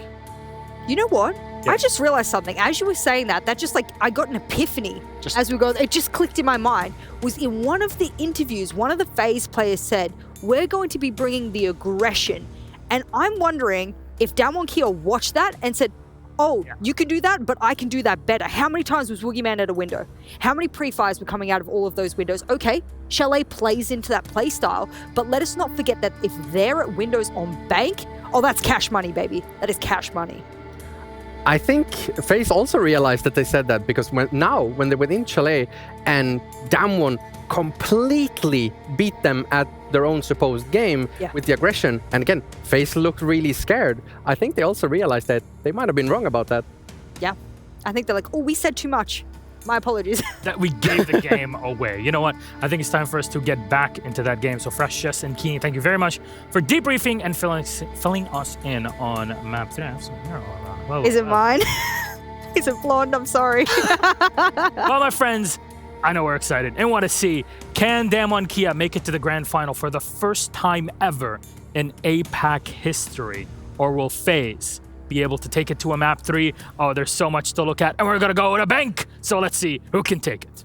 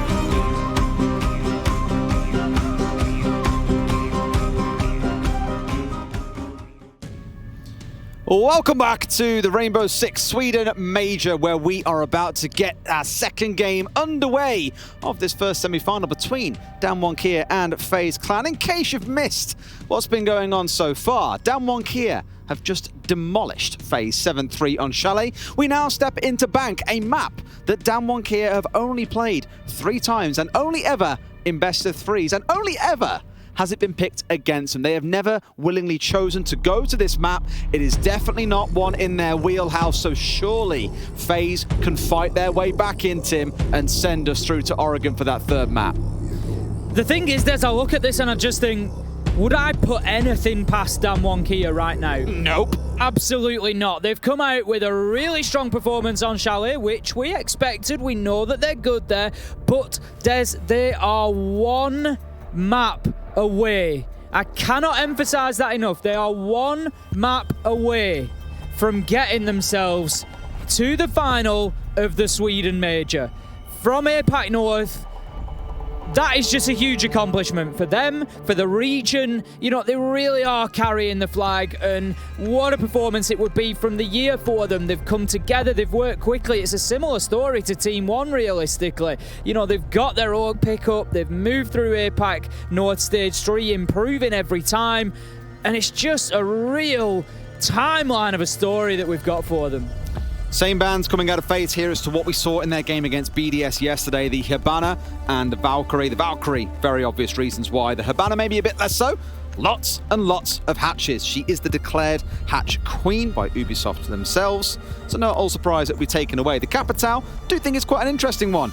Didn't see that really coming out. In fact, I lied. We saw it a couple of times coming out against BDS yesterday, mainly used on the CEO site. So here, I think Mortar's looking to deny away the firebolts, the hard breach gadget, the smoke that comes out. Capitao, in my mind, an incredibly strong operator, and it is exactly why he has drawn a few bans throughout the group stages and playoffs so far.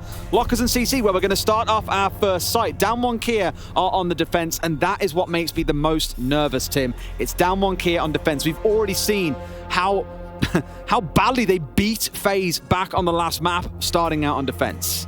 Interesting 6th pick coming in there. If it sticks, Courted just teasing us at the minute, back and forward. But right. He was originally on the Chanka. He's going to move on to the Vigil. So here on Bank, it's a big map. That's the first thing that we need to know about it, Des. They're going to be playing down in basement. I'm just...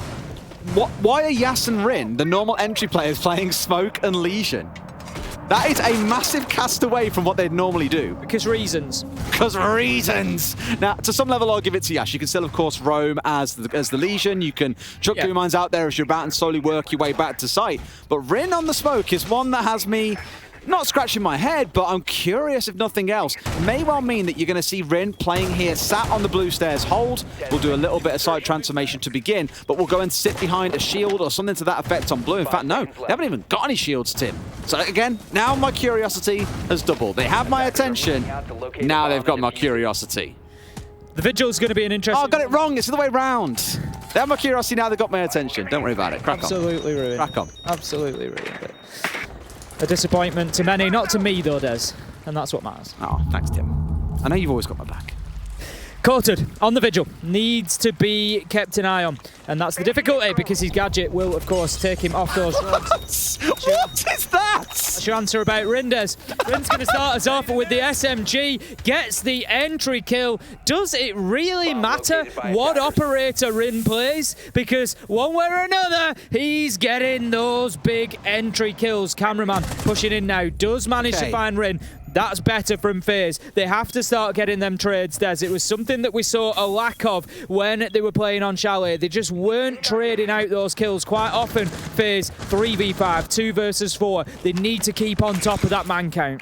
It's Damwon Kia taking advantage of the fact that FaZe like to push from different sides of the map at the same time, where you'll have 2 or 3 players going for the main point of ingress, the rest pushing off solo, looking to take control of ground. The issue there, of course, being if you do get picked off by a would-be roamer there that you weren't expecting or simply can't win the gunfight against, there is no one to play for a trade. FaZe slowly working their way in here through the sewers and stepping in towards server room. No one on the side of Damwon Kia really in a position to take a big challenge here. Look at most of them. They're either off-site, they're upstairs, they're playing off-bound and towards Gold Vault, one's on main stairs. FaZe could hit this site really hard. They kill Coated here. And you might well find Damwon Kia is in trouble because, of course, the hatch isn't opened up. Yas can't do any work from above.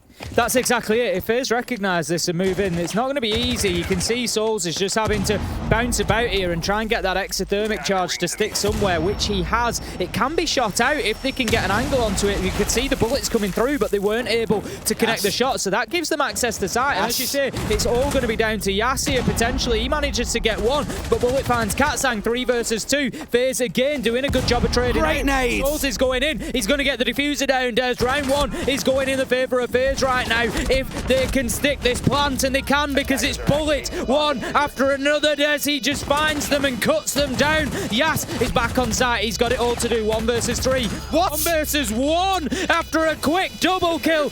Surely not Yas. He goes in. He has to think about just working on the disabled there. He's actually just trying to bait out the position. Des, he's got a man above. He's going to have to do something about this vertical angle, but he gets rid of the drone, clears out the information. The angle. He's going to try and use it again.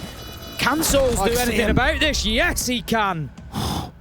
It's always squeaky bum time when Yas gets a couple of kills like that and you're just like, oh, surely not. Surely it can't happen. But Souls coming in, one of the support players that was highly rated by us, by many around the world coming into this as a prolific support player, and showing the composure at the dying second there. Rim being so cheeky, peeking out. Again, it's one of those things where if you've got a drone to hand, you may well be able to find out what's going on by Rin.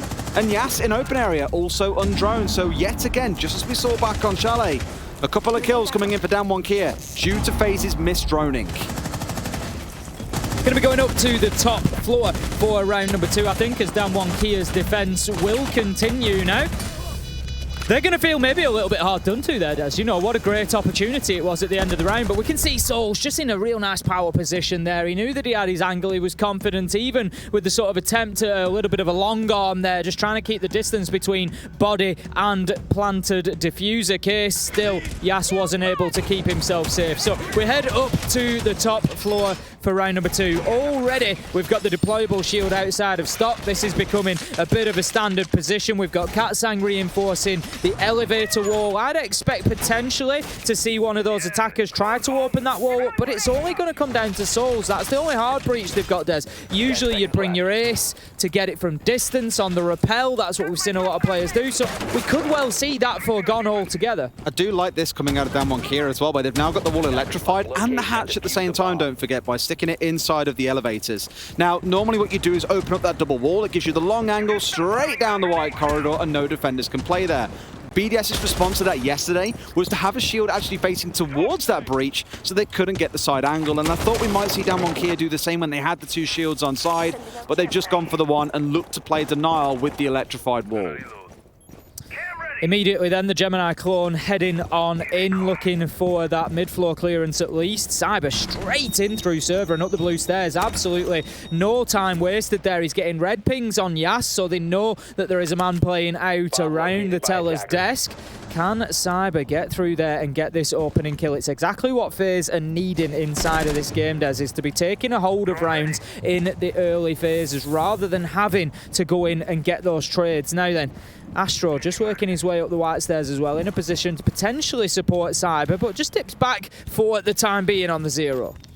We spoke about it in the previous map a lot for FaZe. The issue was the intel gathering, the information holding, the flank watching, all these things that stung them in several rounds. This time, with the Jackal on side, with 0 in place, they had 3 members sat on drones a couple of minutes ago, about 30 seconds ago, in fact, just to give you the more realistic timeline. They are taking this a lot more seriously. They're making sure Damwon Kia can't sting them on the flank and that all the information is in FaZe's hands. That's the way you're going to be able to beat Damwon Kia here, is by choking them out of the map. He sees the man. He sees the top of the helmet there as Woogieman just dips himself away from that challenge. Both of them getting pretty lucky there. Cameraman as well. There was an opportunity on both sides of that window frame. Astro, again, just sending another drone in, trying to get this information. As you said, Des, something that they were lacking a little bit on Chalet, but certainly this time absolutely throwing the utility at Damwon Kia to try and find out where they are. Soul's got away with a really good plant yesterday against BDS by opening up the square wall, just charging his way in, and BDS had the unfortunate timing to not catch him running across. There's no pressure really coming in from Lobby. There's no pressure coming in from the normal Kanto repel that we're used to seeing. So Yas and Woogie here, they could look to try and challenge instead out towards east side, look towards square and do some damage here, because that's where a lot of the focus is. I think Cameraman's now looking to push his way in through the front entrance, so he could be a bit of a difference maker. He can apply that sideline pressure and keep the side of Damwon Kia busy and occupied. Cyber What a knew shot. Rin was there, manages to hit him on the flick,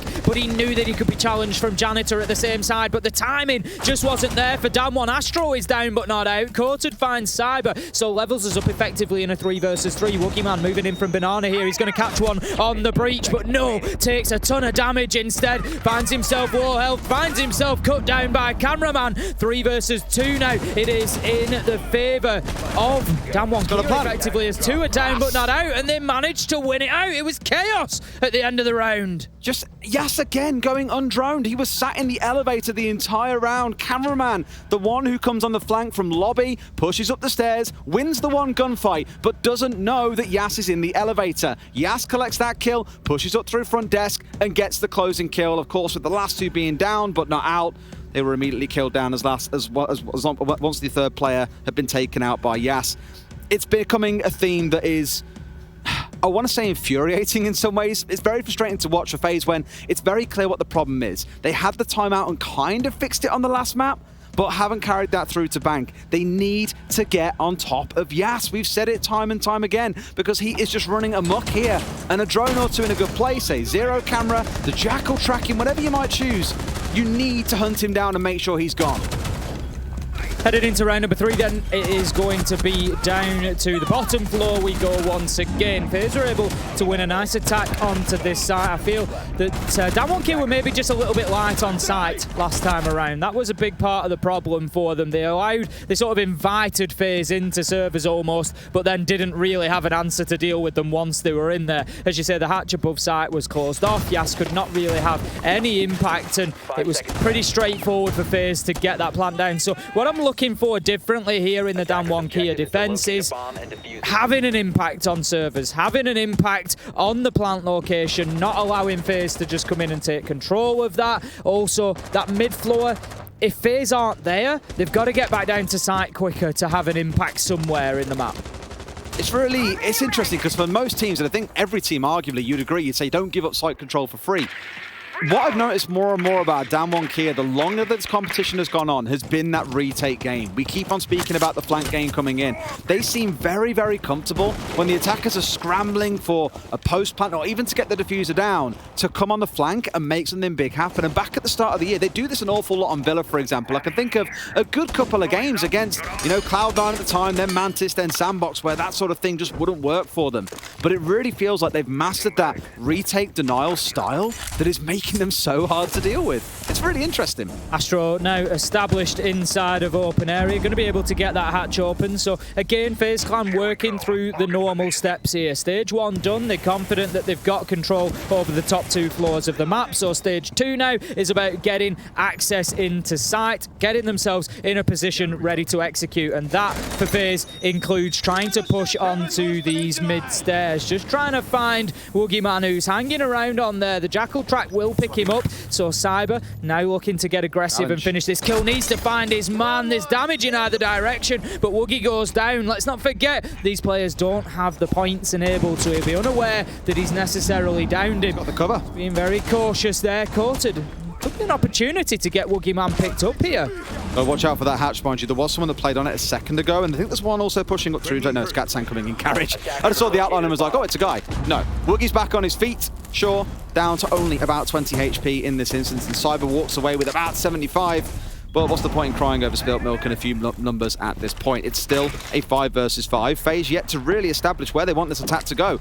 They've got Cameraman coming in through sewers. They've got a couple playing inside a square, 2 playing down towards main stairs, but in comes the drop. bullets in, and Rin is still holding on blue. They did this so many times against BDS yesterday and slapped Salems out of blue every single time, and yet again, they are looking to be the masters at clearing out this blue stairs hold. Great play from FaZe there. It really just puts a little bit of fire under this round, gets them heading in the right direction. Souls is in there on the thermite now. Opportunity to get that plant spot access that he so dearly needs now then. Oh, camera! A long shot from cameraman, puts on the teleportor lens and takes down Courted. There's one down inside of the red corridor. There's an opportunity for FaZe and they need to take it. Souls straight in there, starts getting that diffuser down, will be successful. 2 down on the side of Damwon Kia. It's all up to Woogieman, low health, and cut down. The kills rain in, all 3 of them to Cyber, and FaZe take round 3 and put themselves 2-1 ahead. Cameraman did so much work in that execute as well, opening up the single wall, not the thermite wall, the one that looks down through red, which normally is a death sentence. You'll have someone staring you back. There'll be smoke canisters. There'll be scopes staring at you. It's never a fun time, if not for the C4s also flying at your face. But he gets not just through red, but gets back into lockers, brings down the Tachanka, and Damwon Kia's whole strat was based around wasting 30, 40, 50 seconds with that Tachanka. It being shot out removes any chance they had of playing for that denial, and FaZe, very smartly so, get the plant down, close out the round, and in flawless fashion as well. Great round from FaZe Clan, just again pushing Damwon Kia away from that bottom floor site. They've given it 2 tries, they're having absolutely none of it. They're going to go elsewhere now. Look at this from Cyber, just absolutely come out. He barely moved his feet, Des. He hits 1 in red, 1 in garage, 1 down by elevators. Absolutely unreal, as he has been throughout this tournament. It just continues. Cyber unstoppable in round 3. And Bullet overall sat at 5-2. Think back to 3 rounds in on Chalet. He was 0-3. Unable to make an impact. Yet this impact he's having now is very reminiscent. I know I keep on referring back to it, but it feels very relevant because it was only yesterday. In their game against BDS, Bullet was the point man. The one doing a lot of work, finding a lot of entry kills and slapping BDS silly. I think every time it comes down to assaulting in towards servers, you're going to find Bullet's the one going through the drop, through the square hatch, and the one that's pressuring the blue player, normally after they've cleared out the supportive player that sat behind stack. So keep a close eye for that on the next attack. For now, of course, stepping away to do things a little bit differently. I believe we're on an open area setup, and an interesting comp coming out of Damwon Kia, featuring that Oryx, the Castle, the Vigil, for example, and of course, the usual drone denial operators in the Mute and the Mozzie. Number of players from Damwon Kia up on the top floor roam, so it's going to be essential for FaZe. Stage 1 this time is going to be get in there, get top floor control so that they can start working the verticality down into sight. They need to force these players away. There's 2 of them up there at the moment, and they've also got Katsang just lurking around at the moment. I think he's inside of Archives potentially, and with a Nitro in hand, that could make him a real problem for a top floor clearance. So just something that, again, FaZe need to be aware of. As we can see, the clearance is starting to come in. Cameraman's coming towards main lobby. We'll try to push up spiral stairs, I would imagine, but he's going to have to contend with Rin, who's on the Oryx up at the top of there. Same story again where they're looking towards these windows, not forgetting that this isn't the top floor site. This is just where they want to get inside the building, and they have done that successfully. Yas stepping out looking for Bullet, not quite able to find him there as well. Will slink away in towards Electric. Yas might find himself pinned in if he's not too careful. This really is where FaZe should be saying, right, we can cut him off here. They find Coated, not a bad start at all. Rin almost losing his life in the process, but it's still a good entry once again for FaZe. And there we go, a second one. Cameraman really stepping up, and I spoke about Bullet already. He makes it a third. It's down to Yas and Woogie to hold ground here, but this feels like a different FaZe that have stepped into Bank. It just looks like a side, Des, that understand the ebb and flow of the map here, whereas they look behind the pace on Chalet. Here, they know where the power positions are. They know where Damwon Kia are going to be located, and they have the crossfires. They have the setup there at hand on the attack that wherever Damwon Kia move, they get cut down. Woogieman and Yas got an awful lot of work to do now. Woogieman does start us off with a kill onto Cyber, but they're going to need to try and find 4 more. Yas is currently just on the main stairs, looking to again play spoiler here, hit them on the flanks, but even that Vigil cloaking device will not keep him off the drones as it wasn't activated. He does get get spotted out. FaZe know now that he's down in the basement, so they can just try to hold those returns. Just look at Yas, he's literally shot the drone out and disappeared to blue stairs. Going to run face first into Astro. They had no idea, and he's hit them with a double kill. He's literally full sprinted from stairway to stairway and got 3 kills back. Yas cannot be stopped. It's him looking for camera. He gets the 4K. What a shutdown by Yas, and what a slip by FaZe. Absolutely unreal, Des. I called it. They saw him on the drone on main staircase. He went down. You gotta know at that point, he's in the basement. He could come up the blue stairs or the main stairs. It's the only 2 ways out for him. You can't have 2 players sat outside of electrical without focusing on those blue stairs, and Yas has just shown you exactly why. Just a little bit concerned there that FaZe have let him get away from them then. I've said it so many times already on Chalet that I feel like a broken record. You've got a 0. They were rushing to basement to try and kill him. You've got a 0. You've got drones. You've got so much on side to deal with these potential flanks coming through. I know it's a vigil, but you can see him full sprinting. You see the blur on the screen. You see him shoot out a drone. There are so many ways that you can stop Yas from doing the same thing time and time and time again.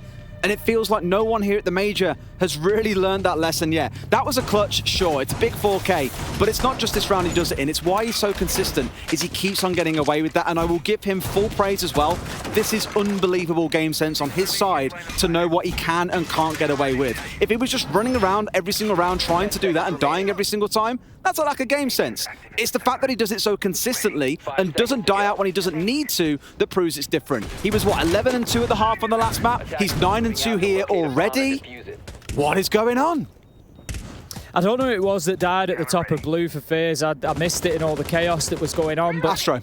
Was it Astro? Yeah. You know, you've got to ask questions there. Astro is full sprint into the top of blue there. And granted, it was decisive play from Yas to move so quickly over to blue stairs and to so confidently head up them. But you just look at it and you think, Astro there is thinking, I need to get an angle onto the bottom of blue stairs. But what if he's already on the stairs? That's what was not considered there. And it is those fine margins that can cost us. Now then, the round is done. We move on. FaZe, they need to get themselves away from the mistake. They need to move on. We saw the player cams in between. There was a little bit of sort of heated discussion, I think, going on in the FaZe team. They certainly know that they're back to the wall at the minute, and Cyber, he's going to try and push away from that wall for the time being. He's pushing up the main stairs on the Jackal, looking to get another opening kill for FaZe. Okay. Again, the information is present. They can hunt down these roamers. They can pinch on them. They did it against BDS. There's no reason why they can't do it against Damwon Kia. Souls, on the drone at least, is keeping a close eye as to what is going on just in front. Rin, with a little bit of support from White Stairs, they'll find themselves a drone going down. What does get me a little bit nervous is we're already down 5 drones, and we're less than halfway through the round.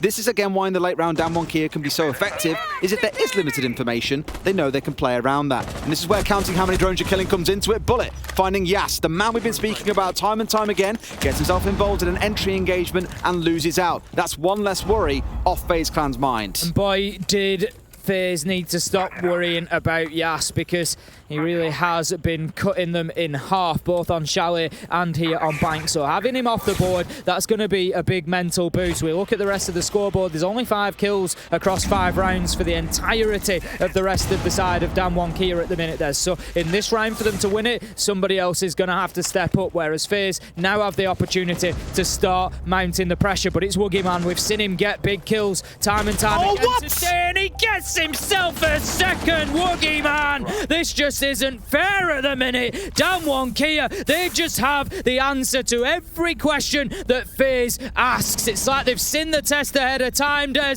They are just reading FaZe Clan like a book. Do they know about Katsang in Elevator? They must have seen him run inside here. They've got Rin on one side, Woogie holding off to the next. Coated finds the finish off. Rin comes to the swing and finds one, can't quite find a second. It's masked by the smoke, but in comes Katsang, and it's a closeout. Just completely shut down on the main stairs. It's looking great for Damwon Kia the last couple of rounds.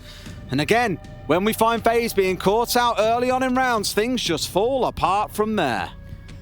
they're falling apart quickly for the Latin American side right now. They are struggling, even on one of their best maps, to get themselves into the game here. We really thought that if FaZe were able to play bank against Damwon Kia, given the limited experience competitively of Damwon Kia on this map, that FaZe should be taking it away. But I think what goes to show here, Des, is Damwon Kia have really done their homework here. They've been putting in the time. Fresh has mentioned it a couple of times. We've discussed the map pool and the concerns to Damwon Kia.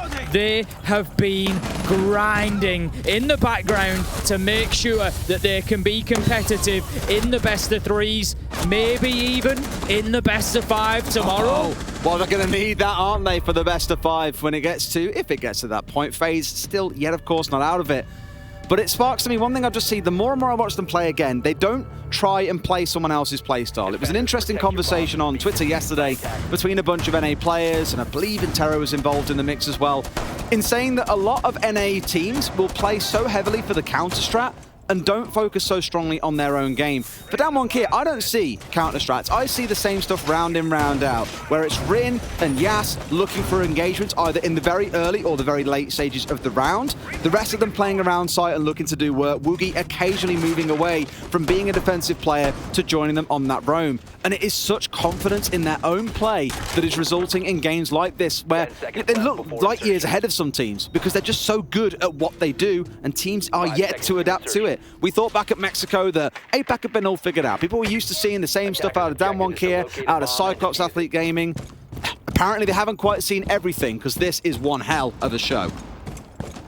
It's going to be the final defensive round for Damwon Kia then. Round 6, they're going to be heading back down to lockers. Des, this is the site that they haven't been able to get locked down. FaZe, in 2 attempts, have won it twice. They've always been able to find a way on the attack. If Damwon Kia, however, can overturn that trend, then they get themselves an advantage going into the second half. Losing drones already on the side of FaZe. We're down to 7 as they send them in, and Damwon Kia again doing a great job of shutting down that information game. But FaZe making good time, Des. 40 seconds into the game, they're getting the hatches open inside of open area. They've got themselves a little bit of map control. They don't know about Woogie Man on the main stairs. Astro pre-fired it a little bit, but they just didn't expect the aggression, Des. Cyber had that same battle with him previously. They know that's where he's playing, but Woogie Man just doesn't care. Steps out, gets himself the kill. Damwon Kia are just cruising right now. Look at what worked from round 4 onwards on Chalet for FaZe when they were on the attack. They slowed things down. They droned things out better. We got to one round where it was still 5v5 at 30 seconds left. I don't feel there's ever room for a round to breathe between these two teams, because FaZe go looking for the fights, Damwon Kia more often than not win them out, and it leads us to where we are now. They've at least got the focus coming in onto Square here and getting this one opened up.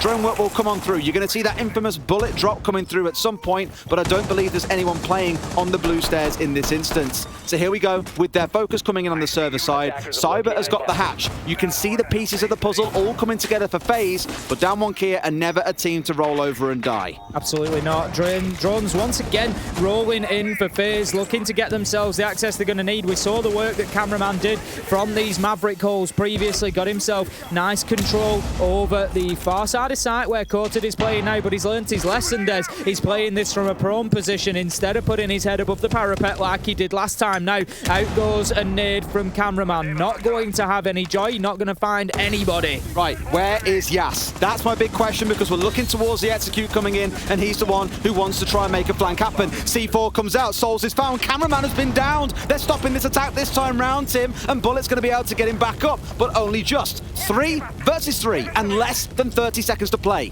FaZe have got to find a way. It's as simple as that. They don't want to be heading into this second half behind. They've got a drone inside a site, so they know what's going on. The opportunity is there to get the diffuser down. Bullet steps in, grabs a hold of the case, and starts to plant it. Coated just wildly firing out those Shumiker charges, trying to do anything he can to disrupt the plant, but will not be successful. And FaZe start to cut Damwon down where they stand. They could level this up 3-3 at the half. It's all up to Coated. He's on the Tachanka. He's got 2 kills to find and a limited amount of time to do it. There's one inside of each site. He goes to find the first, gets him. The second is now on that angle that we saw last time around, up on the hatch. 11 seconds for him to do something about this. Very unlikely that Quarter can make this work. If there's a drone on him feeding information, that's what Bullet is waiting for. He hears the noise, he gets in, and still it's a tight 1v1 as Damwon Kia fighters right down to the wire. But FaZe managed to tie things up 3-3, and what a war we've got.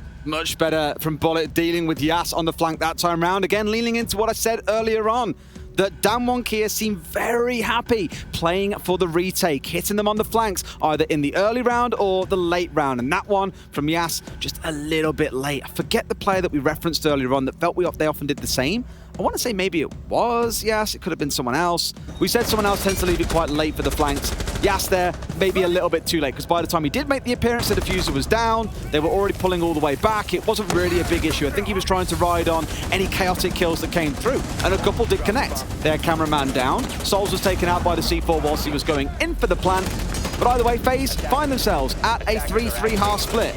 It's not the dream for them, but I'd say to take 3 attacking rounds isn't bad, given that before this game, their attacking win rate on this map was 80%. Their defensive win rate, 50%. If we stick to how the defenses have gone so far, overtime is abound. But Damwon Kia have already shaved a few percentage points off that attacking win rate that they had before.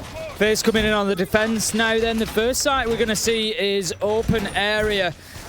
FaZe need a good start to this second half. They know that they are up against it now. Damwon Kia running them close on bank already. I would expect FaZe, on a good map for them, to be able to come in and show us a little bit of a masterclass on the defense here. This is where the difficulty should ramp up for Damwon Kia, Des. FaZe should be out there on the roam, making their lives a nuisance, trying to hold on to that top floor for as long as possible. They've sent players straight up there. That's what I would expect. We've got cameraman as well, bringing the castle along. Just, again, trying to make movement, trying to make it difficult to get around the map and to hold down areas. Hey, there we go. Rin being taken out at the start by Astro. Great starting point. I was going to touch on the amount of hard breach gadgetry brought along by Damwon Kia. The Thermite, the Maverick, the 2 hard breach charges coming along for the Buck as well.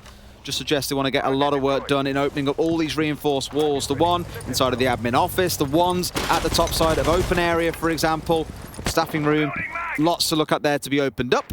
And that means for FaZe, it'll be the denial game. And for a great start for that denial is to shut down Rin, who admittedly not having the best game so far. 2-7 has not been the knockout performance that we were all expecting. It hasn't. FaZe at the moment, they are pretty widespread around the map. They don't really feel any restrictions, it doesn't look. They're out there, they're on the hunt, they're trying to catch Damwon Kia out and see if they can find anybody at all. Cyber all the way down in basement, for example. Bullet playing down there as well, and then Damwon Kia now managing to get themselves established, at least partially, up in the conference room for the time being. They've got the Book of Cats signed up there, so can start opening up some vertical angles down towards these FaZe clan players. But with half of the round gone by, FaZe doing pretty well so far, I think, just keeping themselves set. They've got themselves sort of pushing towards that late round phase for the defense now of, we've done our own, we've wasted a lot of time. Now we start thinking about just playing those little rat corners. Cameraman in elevator there. He's just waiting for his moment. He's waiting for this time to burn down and Damwon Kia to get desperate.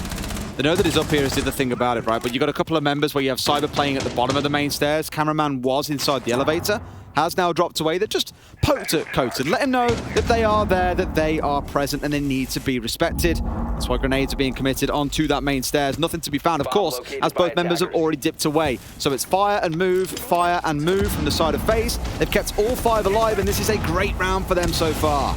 It is unsuccessful on keeping the exothermic charge from detonating, but it's not going to matter. As Katsan gets taken down, Woogieman goes with him, and Quartered as well. And all of a sudden, like a house of cards, Des, that Damwon Kia attack comes tumbling down as FaZe just find one kill after another, close out the round, and they get themselves an advantage. They've gone ahead on the scoreboard, Des.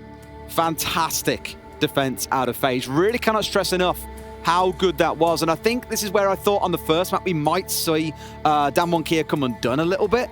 is on the defensive side, Yas can be a solo operator. If he wants to go off and flank in the late round, that's fine. He can do that by himself. The attacking side of a map, you tend to need to play a bit more as a team. There is gadgetry you need to burn through together, like magnets and ADS. It requires you pushing in for trades, one-on-one, for example. You can't really be, I mean, you can play the lurk if you want to, but I just don't feel it's going to be anywhere near as effective on the defensive side playing into FaZe than what it was back on the attack. That is disgusting, by the way. Rin's just like, where was he? Genuinely would not have seen him from a mile away. This is a little bit of a risk with Damwon Kia now. If FaZe can have a good second half here on Bank and they start finding them shots, that confidence, and it leads them into a map win and into Oregon, Damwon Kia are then arguably playing FaZe at their best. When they're confident, when they're winning gunfights, that could be a little bit of an issue for them. But Damwon Kia, I'm sure, of what they've shown us today, what they've shown us throughout the 6 major here in Sweden, I am sure that Damwon Kia are well and truly prepared for that. They've been able to deal with everything that's been thrown at them so far. Now, interestingly as well, Des, this is the first time so far today that FaZe actually see themselves ahead on the scoreboard. Yeah. It's scary when you think about it that way, right? I mean, hands up, who'd have thought that that would be the case halfway through map 2? And if anybody's got their hands up at home, I'm going to have to, you know, I think you're bluffing me. Rin's been slapped off 2 rounds in a row for free. Doesn't even get to contribute to the attacking side. And on this one, maybe a little less important. For example, they've got 4 frag grenades they can use to get rid of the shield that Souls has got in back pocket. But that Zofia is still valuable. It's still a gun up. The LMG can do a lot of work. Just keep on spraying, hold down left mouse button, and hope someone walks in front of the crosshairs. But not doing the team any favors at this point where we criticize FaZe for the same thing back on Chalet. We've got to do the same for Rin here. Calm it down on the entry into the building. It does not need to be a 15-second engagement. It can be a little bit slower. Yas finding Cyber on the run across from Stock, bringing things back to a 4 versus 4. Yas looking to be that catalyst that Damwon Kia needed, that he's been so often throughout the tournament and today as well. 12-5 he stands at the minute and gets a nice kill there just to level things out. That's not going to be the end of the world for FaZe Clan though. It's one of the roamers that has been lost. Cyber, he's not really needed for sight at this point in time. You know, we've got the Nitro down there with Cameraman. They've got the utility that they need. What they don't want to do is throw away anybody else now. FaZe have pretty much fallen themselves back to sight. They're waiting for Damwon Kia to try and push on in. Cameraman's going to stay aggressive out in servers for the time being, not make it easy for them to push down there. Looking to just burn a little bit more time.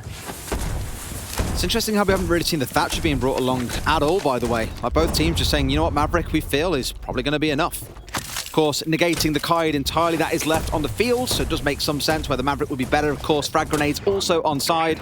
More hard breach gadgets for you and I to enjoy. Woogie, separate man pushing here off towards square stairs, and Cameraman will know that this is part of the game plan, but it could well be a bait, because for much of Damwon Kia, their focus is off towards main stairs. It's out towards elevator. They're not really interested, by the looks of it, in going for a blue push. So keep a close eye on where the actual execute comes from, because Damwon Kia might just completely change this up in the last 30 seconds. Astro was playing at the bottom of main stairs in towards garage in that little space in between, but he's actually just been forced away in towards red stairs. So Damwon Kia's avenue is open now to be able to push down that way and towards elevators if they want, with maybe a little bit less of a challenge. The hatches are getting opened. It looks like FaZe are aware of this, but this could be an interesting final 30, Des. Yeah, Coast is doing his own thing over here, which is okay, but I'm not sure what the whole game plan is. You got Katsang looking to push his way up through garage and hopefully catch the members by surprise. Woogie has dropped into elevator. One's come down main stairs. These two lines are about to converge on each other. It's a 4 versus 3 for FaZe. There's only 5 seconds to go. Katsang stepping his way in, but they're not sure where the men are. They're trying to step in. Yas finding one back but getting himself sorted out. Surely in a second, no.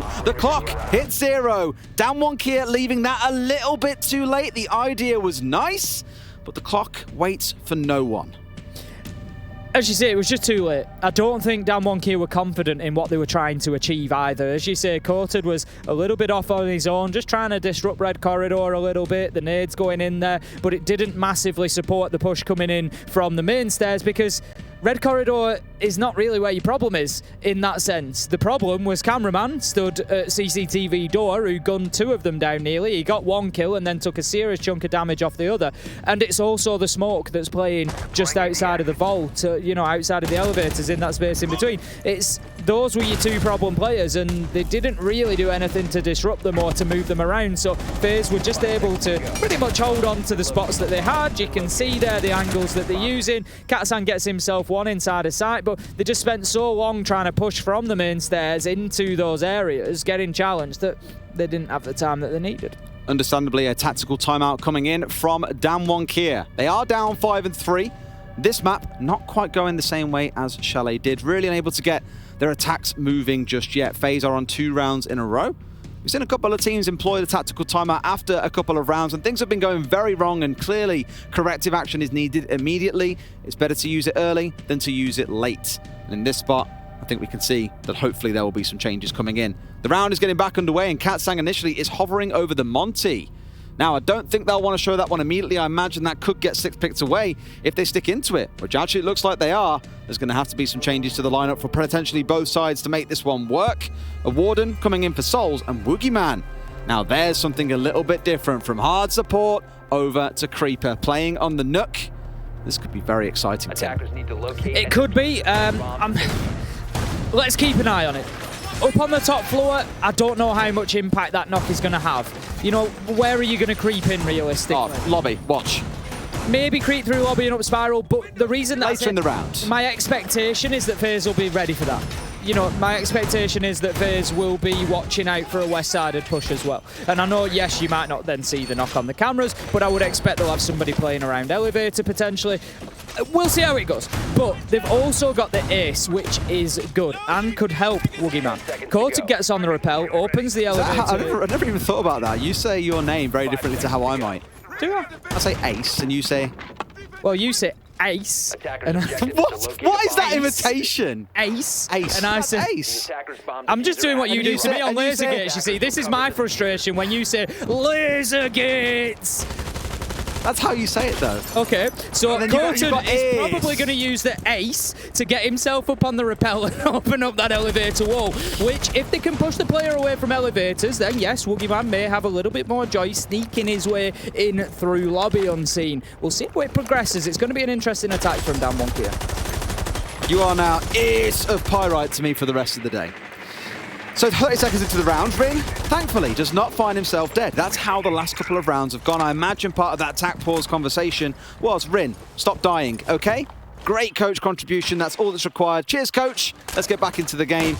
Now, in all seriousness, I imagine there's a bit more than that being discussed, which is why we're seeing the Monty and the Nook coming out as spicy little picks coming in. Funky picks, you might want to say, coming in for the side of Damwon Kia. Where does Monty opts the push is going to be the interesting one for me. Does we look towards something like coming in down on square? Do we try and force the Monty up through lobby? There's going to be options. I'm just looking towards Souls and Bullet, though, who currently are playing more out towards that west side and Banana and elevators. Where we saw Yas sat earlier on, and the damage that he did was very, very obvious. Katsang, indeed. Square is going to be the point of entry, essentially negating much of that lobby side setup from FaZe. The whole push at the minute is square. That's the only side that they've moved in on. In fact, Des, there's been absolutely no droning over on main lobby side, so don't expect to see Damwon Kia going over there anytime soon. They've got themselves established, they've got the breach open, access to the plant spot is gained, so they can start thinking about getting in there and getting the plant down. But they're going to find themselves coming into the lines of sight of FaZe, and those are the gunfights that they're going to have to win, because as you can see now, FaZe, they've shaped up differently, Des.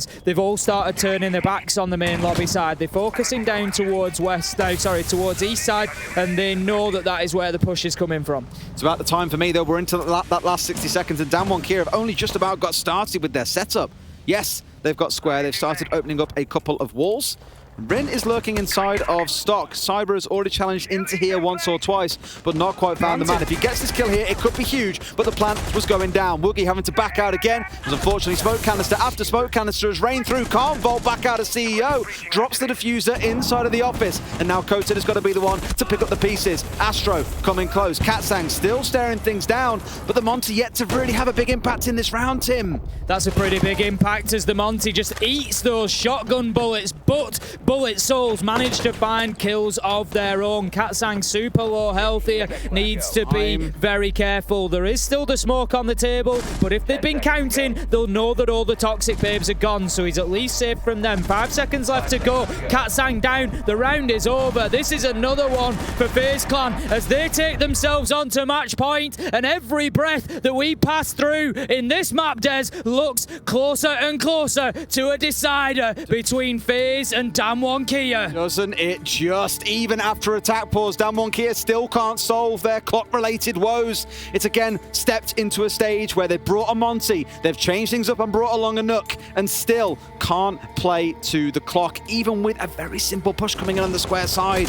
They just found themselves a little bit squared out. We're a little bit waiting for others to get themselves in position, and that's all that clock reduced down to 0, and FaZe just had to sit and wait. Damwon Kia did nothing to disrupt the defense of FaZe. No. So FaZe there at the end of that round were pretty much in the same positions that they were at the start of it. And that's a problem for you, because naturally, what do defenders do? You look at setting up a site and you think, right, the ideal position on this site for me is here. If you don't get moved from there at any point, you're holding your power position. You're holding the spots that you want to, and Damwon Kia just didn't do anything to impact. Even one player, Des, coming in from lobby, just one singular player could have shaped that round a little bit differently. I'm not saying it would have been the complete answer, but what it would have done would have been taken a lot of attention from Bullet and a lot of attention from Souls, who were playing over on that west side, in case there was a push from there. As it was, towards the final minute, what happens to those guns? They just start looking down towards east side. So Rin, yes, gets the kill onto Cyber, but Souls has been then looking over Cyber's shoulder, so the line of sight is still held. It's still there. It's fine. They can't cross over from stock.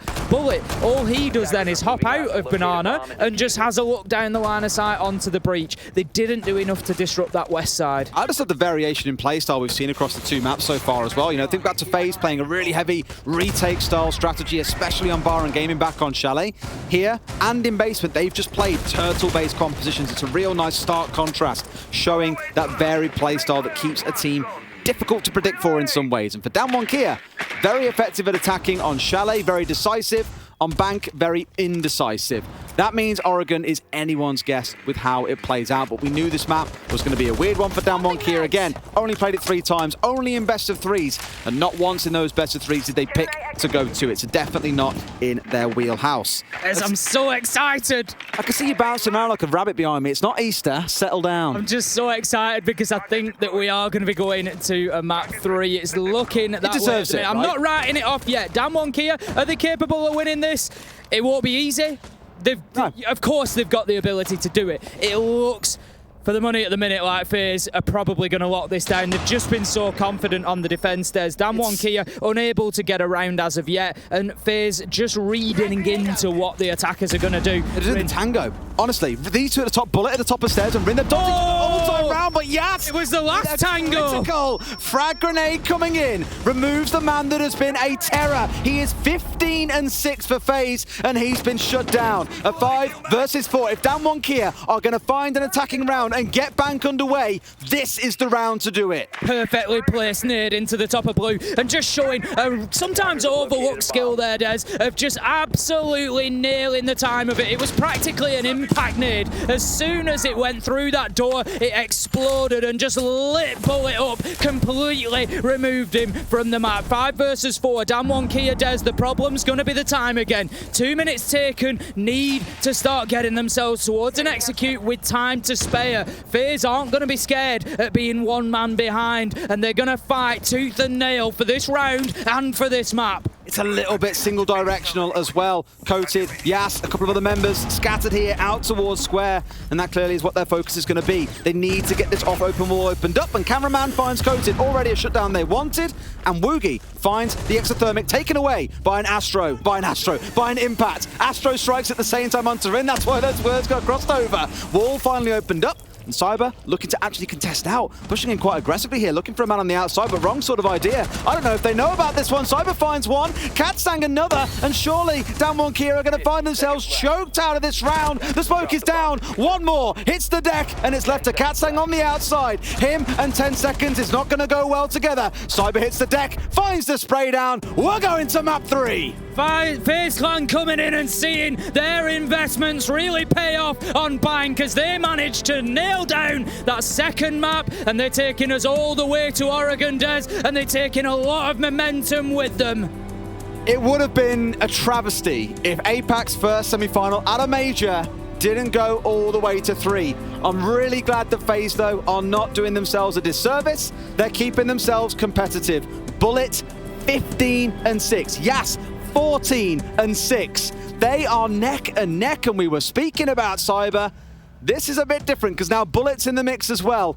This is where Rin really needs to step up in map 3. Somebody's going to have to, on both sides, potentially, as you say. You know, you can't keep relying on that one player on each side to just keep battling with each other. That's going to be the difference maker. If somebody else can come in and grab a good chunk of kills, they might just power their team towards the grand final. I can't wait for Oregon. We're licking our lips at the prospect of this one. Grab yourself some popcorn, whatever else you might need, because this is going to be a show, and the tickets have sold out, and you guys are the ones that get to enjoy the festivities. We'll go over to our desk to break this game down. We'll see you guys for map 3 very shortly.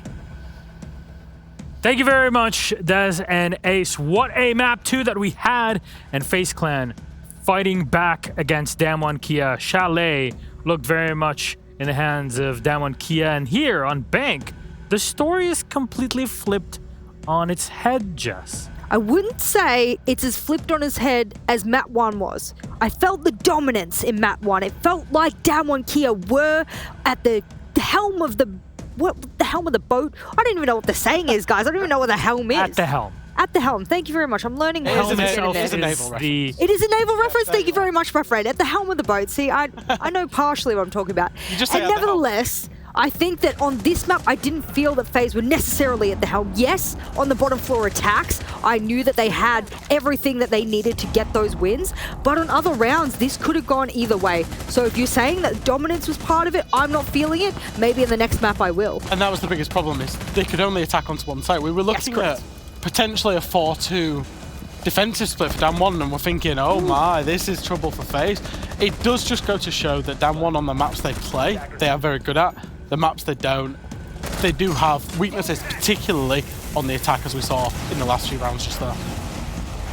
What a power, Keeney. FaZe looking at cameraman also during this, despite the fact, and this kind of points even more towards what you were saying, Jess, is that despite this being a FaZe map, cameraman looked frustrated in the middle during the actual attack pause and at the end. So FaZe still iffy about their finale here. I mean, yeah, Damwon opened pretty strong on FaZe's own map, and FaZe is usually a really great attacking team. And like we were saying, going into map 2, Jazz's lurking playstyle went in full force. He was finding picks. He's a very scary man. Definitely so. We were actually still seeing a little bit of pressure. Maybe it was pressure, maybe it was nervousness. Whatever it was, the fact Yas was able to come up the blue stairs and get 4 kills. Yeah. FaZe of normal just don't let that happen. Yep. They just don't. And that's a bit of semi-final, favorite pressure. They pulled it back round, but there was those little rounds where, you know, it was the same as the Frostmat in the Chalet game. It really Just was. these little rounds they keep losing that they shouldn't. In map 3, they just can't let that happen because it's much more of a 50-50 map. That is my worry moving into the very next map, is that if it feels like if FaZe doesn't see someone on a drone, or they themselves visually don't see someone, somehow they don't exist. And I'm going to beg to differ, because they absolutely exist and they got capitalized upon multiple times as a result. If FaZe want to move forward and be competitive, hyper competitive through into map 3, they need to stop allowing flanks. They need to stop forgetting people exist on the map, and Woogieman should not be allowed to run around the way he is, pre-firing every window. Lock your roamers down, FaZe, and you will have a better attacking half, because you are the strongest attacking team here at the entire major. We should also talk about Rin. Map 1, Rin popped off. Played that really well. Coming here into map 2, Rin did not have the greatest game. He kept getting picked off a lot of times, and it just didn't look that great. So if Damwon's gonna take map 3, Rin's gonna have to wake up. That's something we usually talk about in APAC League, and we talked about it this whole week, which is Rin is an incredible player, but Yas is the one that is consistently showing up no matter the situation, Fresh. Yeah, Rin he's up here or he's down there, and there's kind of just no in between, and you don't know which map or which game he's going to be. Yas, on the other hand, I think it was 14-6 in that last game. He's just not stopped gunning this whole tournament. He will be the one who drags. He was dragging round wins. We saw the 4K. He was dragging his team through for round wins, and he's kept that consistency. Let's talk really briefly about Oregon here because our lobby is pretty much ready. Expectations for the map after having seen our first two. A shaky FaZe versus a Damwon that still has many surprises. Jess, what do you think? I mean, I don't know how to feel about the Copa Elite finals. Obviously, when they went on Oregon, they have that best of three. How much stock do you put in that best of three? I know you're shaking your head. You're like, we're not allowed to analyze it because surely they're hiding strats. I mean, yeah, that's probably the thing. And I think you know a lot about hiding strats, no? Yeah, it doesn't work too well. Thank you very much. There you go. Well, one thing I will say about Oregon is this map is kind of poised to be the 50-50. It's poised to be the decider. It's kind of the best of the worst maps that both of these teams have. It's a very middle of the road maps. Both teams haven't, especially through their domestic season, particularly done well on it in terms of round win percentages. They've scraped the odd win here or there, but it's a very 50-50 map for both of these teams. Kenny, would you agree? Final point for you. You're stuck with a 2-0 for Damwon, Kenny. And we're going to map 3. Still potential. You're willing them into this victory. Do you still think that it's possible after seeing? Absolutely. I'm a Damwon believer, especially after that first map 1. And yeah, they looked shaky on map 2, but it wasn't that bad. I also doesn't agree. tell the whole story. Right. And I mean, Empire, group stages, managed to beat them on Oregon. Pretty good story. I'm not going to sell them short. All right. Well. Fresh, Jess, and Kenny, thank you very much. It's time for us to get ready for our first third map in the playoffs in 5 series that we've gone through. Hey, it's finally happened, and it's in the semifinals, and we're gonna go to Oregon. It's Damwon Kia v FaZe Clan. Enjoy.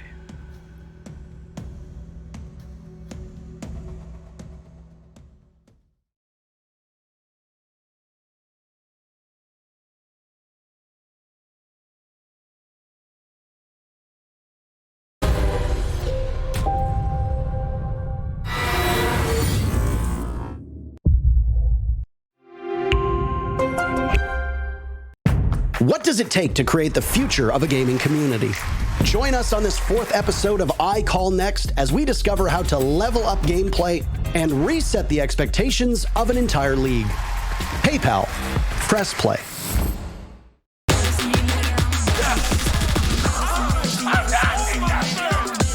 Easy going right there. One more to go.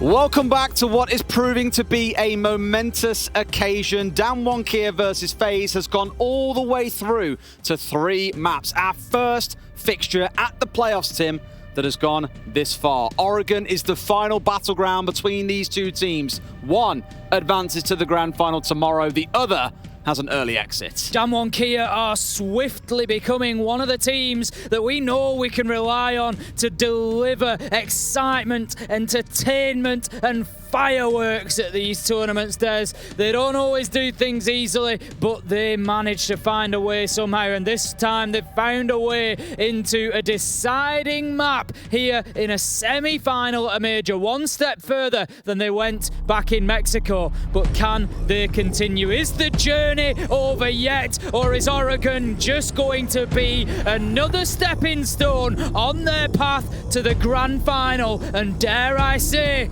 a potential 6 major title? We were looking at the stats for this map just before we jumped into it as well. FaZe, in the last few months, have been 2 wins and 3 losses. Damwon Kia, 5 wins, 3 losses. So they've had more success here. Both teams a pretty poor and abysmal attacking record on this map, but defensively, both very strong. Damwon Kia starting out, our operator bans the Capital once again, going to come through. So being targeted against FaZe Clan at this point, but also opens up other options. It's almost like we're back on bank again, Ace, because the Hibana has come through for a second map in a row. It's looking very similar, as you say. Hibana there taken off. It's, again, nod towards a hatch game there. Couple of important hatches for those basement defences, of course, inside a meeting and inside a main lobby. They will remain at least a little bit safer, or draw the Maverick pick instead. But it's going to be Valkyrie as the first defensive ban. No major surprises. We've seen a lot of Valkyrie bans. We've also seen a lot of damage done when Valkyrie's been left in. Oh, so yes. FaZe, yep, getting rid of the Queen of Intel. Absolutely. Queen of Hatches, Queen of Intel. Nice pairing stacked up there in the middle of your screen. Mira expected probably to be the last one, but Damwon Kia have taken their time with this one. It's going to instead be the Echo taken away. I remember back in the day when we had the kind of trifecta of bans, Mira, Maestro, or Echo. Feels like such a long time ago, and Valkyrie very quickly rising up the ban ranks. It does. I mean, there's always an argument for an Echo ban. You know, that much is for sure. Damwon Kia just wanting to take a little bit more intel off the cards. I can't say that we see too many Yokai drone denials on plants here these on days Oregon. It's played very differently. It's very, very differently, particularly here on Oregon. Used more as sort of an aggressive droner to get out ahead of the roamers. Imagine what you would do with an attacking drone. Yeah, that's it. Do basically very much the same with the Yokai drone. Get it at the feet of your roamers and feed them information. Not before Robot Wars takes place, of course. Yokai smashing into conventional drones. I've not really seen anyone whip out like an axe or a flipper like this was Robot Wars or something yet. Flames coming out of one. Oh, imagine. Or a big spinning disc. Hypno disc back in the day. Good old favourite. Let's see how round number 1 plays out, because FaZe have brought along the Bunker Buster herself, as I always used to call her, the Ying being brought in by Astro.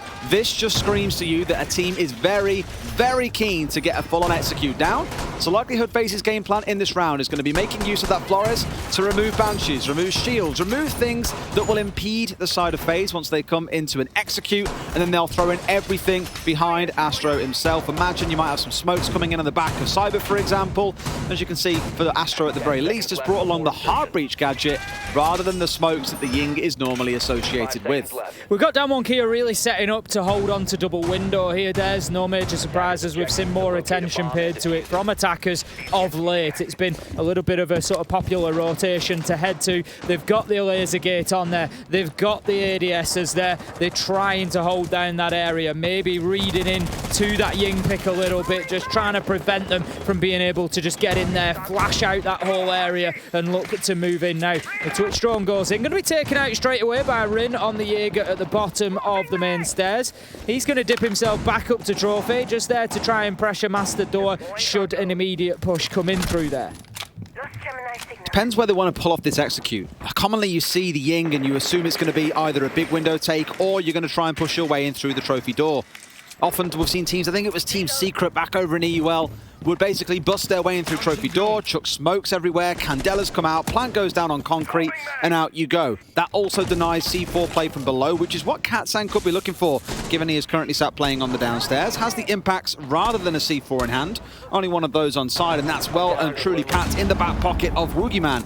doesn't mean that Katsang can't do some damage if you're trying to plant on soft flooring. Katsang and Yas are the roaming duo here for Damwon Kia. Yas disappears off into the basement. Katsang just looking to keep contesting kitchen. Yas pops up at the other end of the map, this time through rear stage, and is again just looking to support Katsang a little bit and just to try and keep pressure off him. But at the minute, they're not going to find anybody from FaZe pushing into them just yet. Cameraman is pushing in from towards that small tower side, so there could be challenges onto Katsang inside a kitchen soon. But really, I think all they wanted to do is just try and avoid the vertical pressure.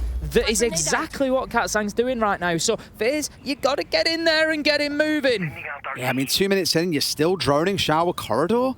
That's like... Des. It's dangerously slow. Bullet is slowly moving his way up, but of course the Banshee will give away his position. Like a terrible game of hide and seek, his position is revealed, and Woogie finding the opening kill onto Bullet. Nice and comfortable. As Damwon Kia find the opening kill on Oregon.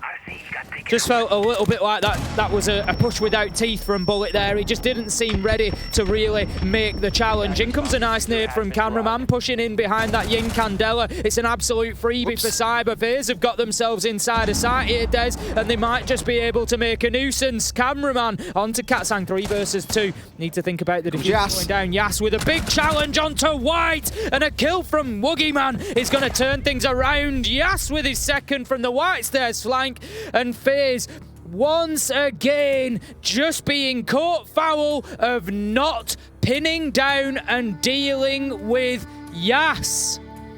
The thing is, Katsang kind of took the place of Yas there, where he was the primary flanker, right? He was the one who came from below, came swinging up and tried to make an impact.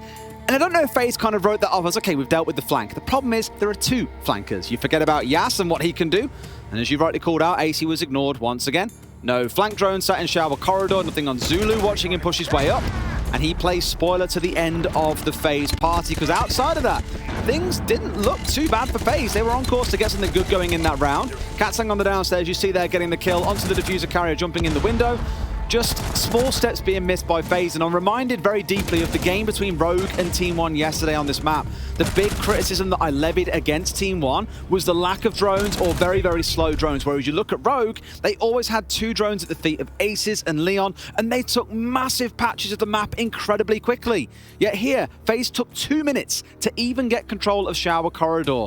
This is just so different to what we've seen from them on Bank, for example. I think for both teams, you will see the cracks start to show when they're not super confident on a map. But this is, again, looking very worrisome to what we saw on Chalet, and I'm nervous in that instance for FaZe. I would agree with you. Like you say, it's just that lack of intel, that lack of information, not making sure that you've got everybody accounted for before you try to push and move on to that next stage of your attack. And FaZe really could have had that nailed down. They were 3 versus 3. They had a presence inside a site, but they were just completely caught out. And the question is, Des, how many times are they going to allow Yas to slip through the net? How many times is he going to be able to hurt them in that way? Now then, heading into round 2, Damwon Kia, they're going to take the defense down to the bottom floor this time around. It's going to be laundry and supply, where they try to lock it out. FaZe, for the time being, pressuring towards rear stage, where they will find some resistance from Rin. Might well dip himself back down the stairs. He's not going to push this too hard, I don't think. There he goes. No. Looking to play down at pillar. Just a bit of a token presence, so they can't rush it. That is like the most go-to standard example of why you don't just sit on site and sit down and plod there for 3 minutes straight. Is, you know, you want to be getting out there and challenging drones at the very least, and very commonly you'll see normally a Jaeger. Think back to, for example, when Shaiko or Rafal play on this map for BDS, they'll have someone playing initially at the top side of those stairs, kill a drone, fall back down and hold pillar and Shaiko position. It's just the go-to thing to do, because you're getting essentially free information, because they'll have to re-drone it before trying to step in and swing to make sure you definitely aren't there. So good initial play. FaZe, again, slowly seeing that drone count tickle down as well to about 5 on the field at this point. And Yas still unanswered to, I want to say. He was earlier at least hanging on inside a freezer. Now he's finding himself around pillar, so he is back on site actually.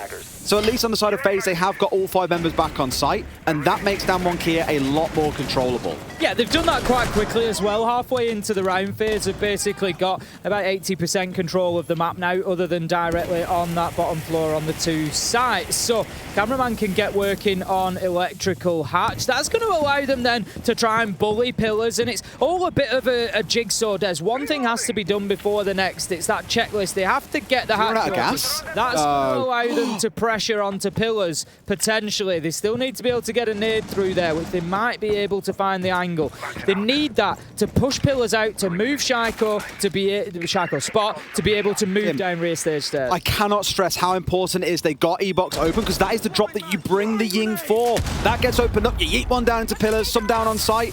They can't do that unless it gets opened up. They have finally got it because they know how important it is, but I was terrified for a second that that might stay closed and this whole attack falls apart from there.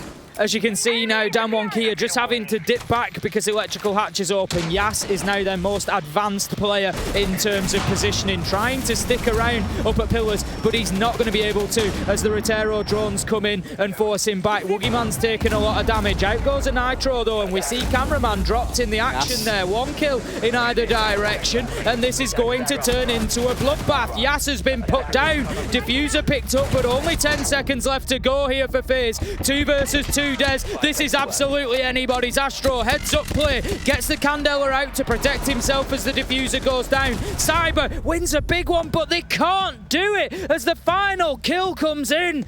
Onto Astro to deny the plant, and it's going to be another Damwon Kia round in the nick of time. Coated just stepping out from Cobby there as well. Didn't even have to win the 1 versus 1 against Cyber. Just go for the man putting the plant down in the corner.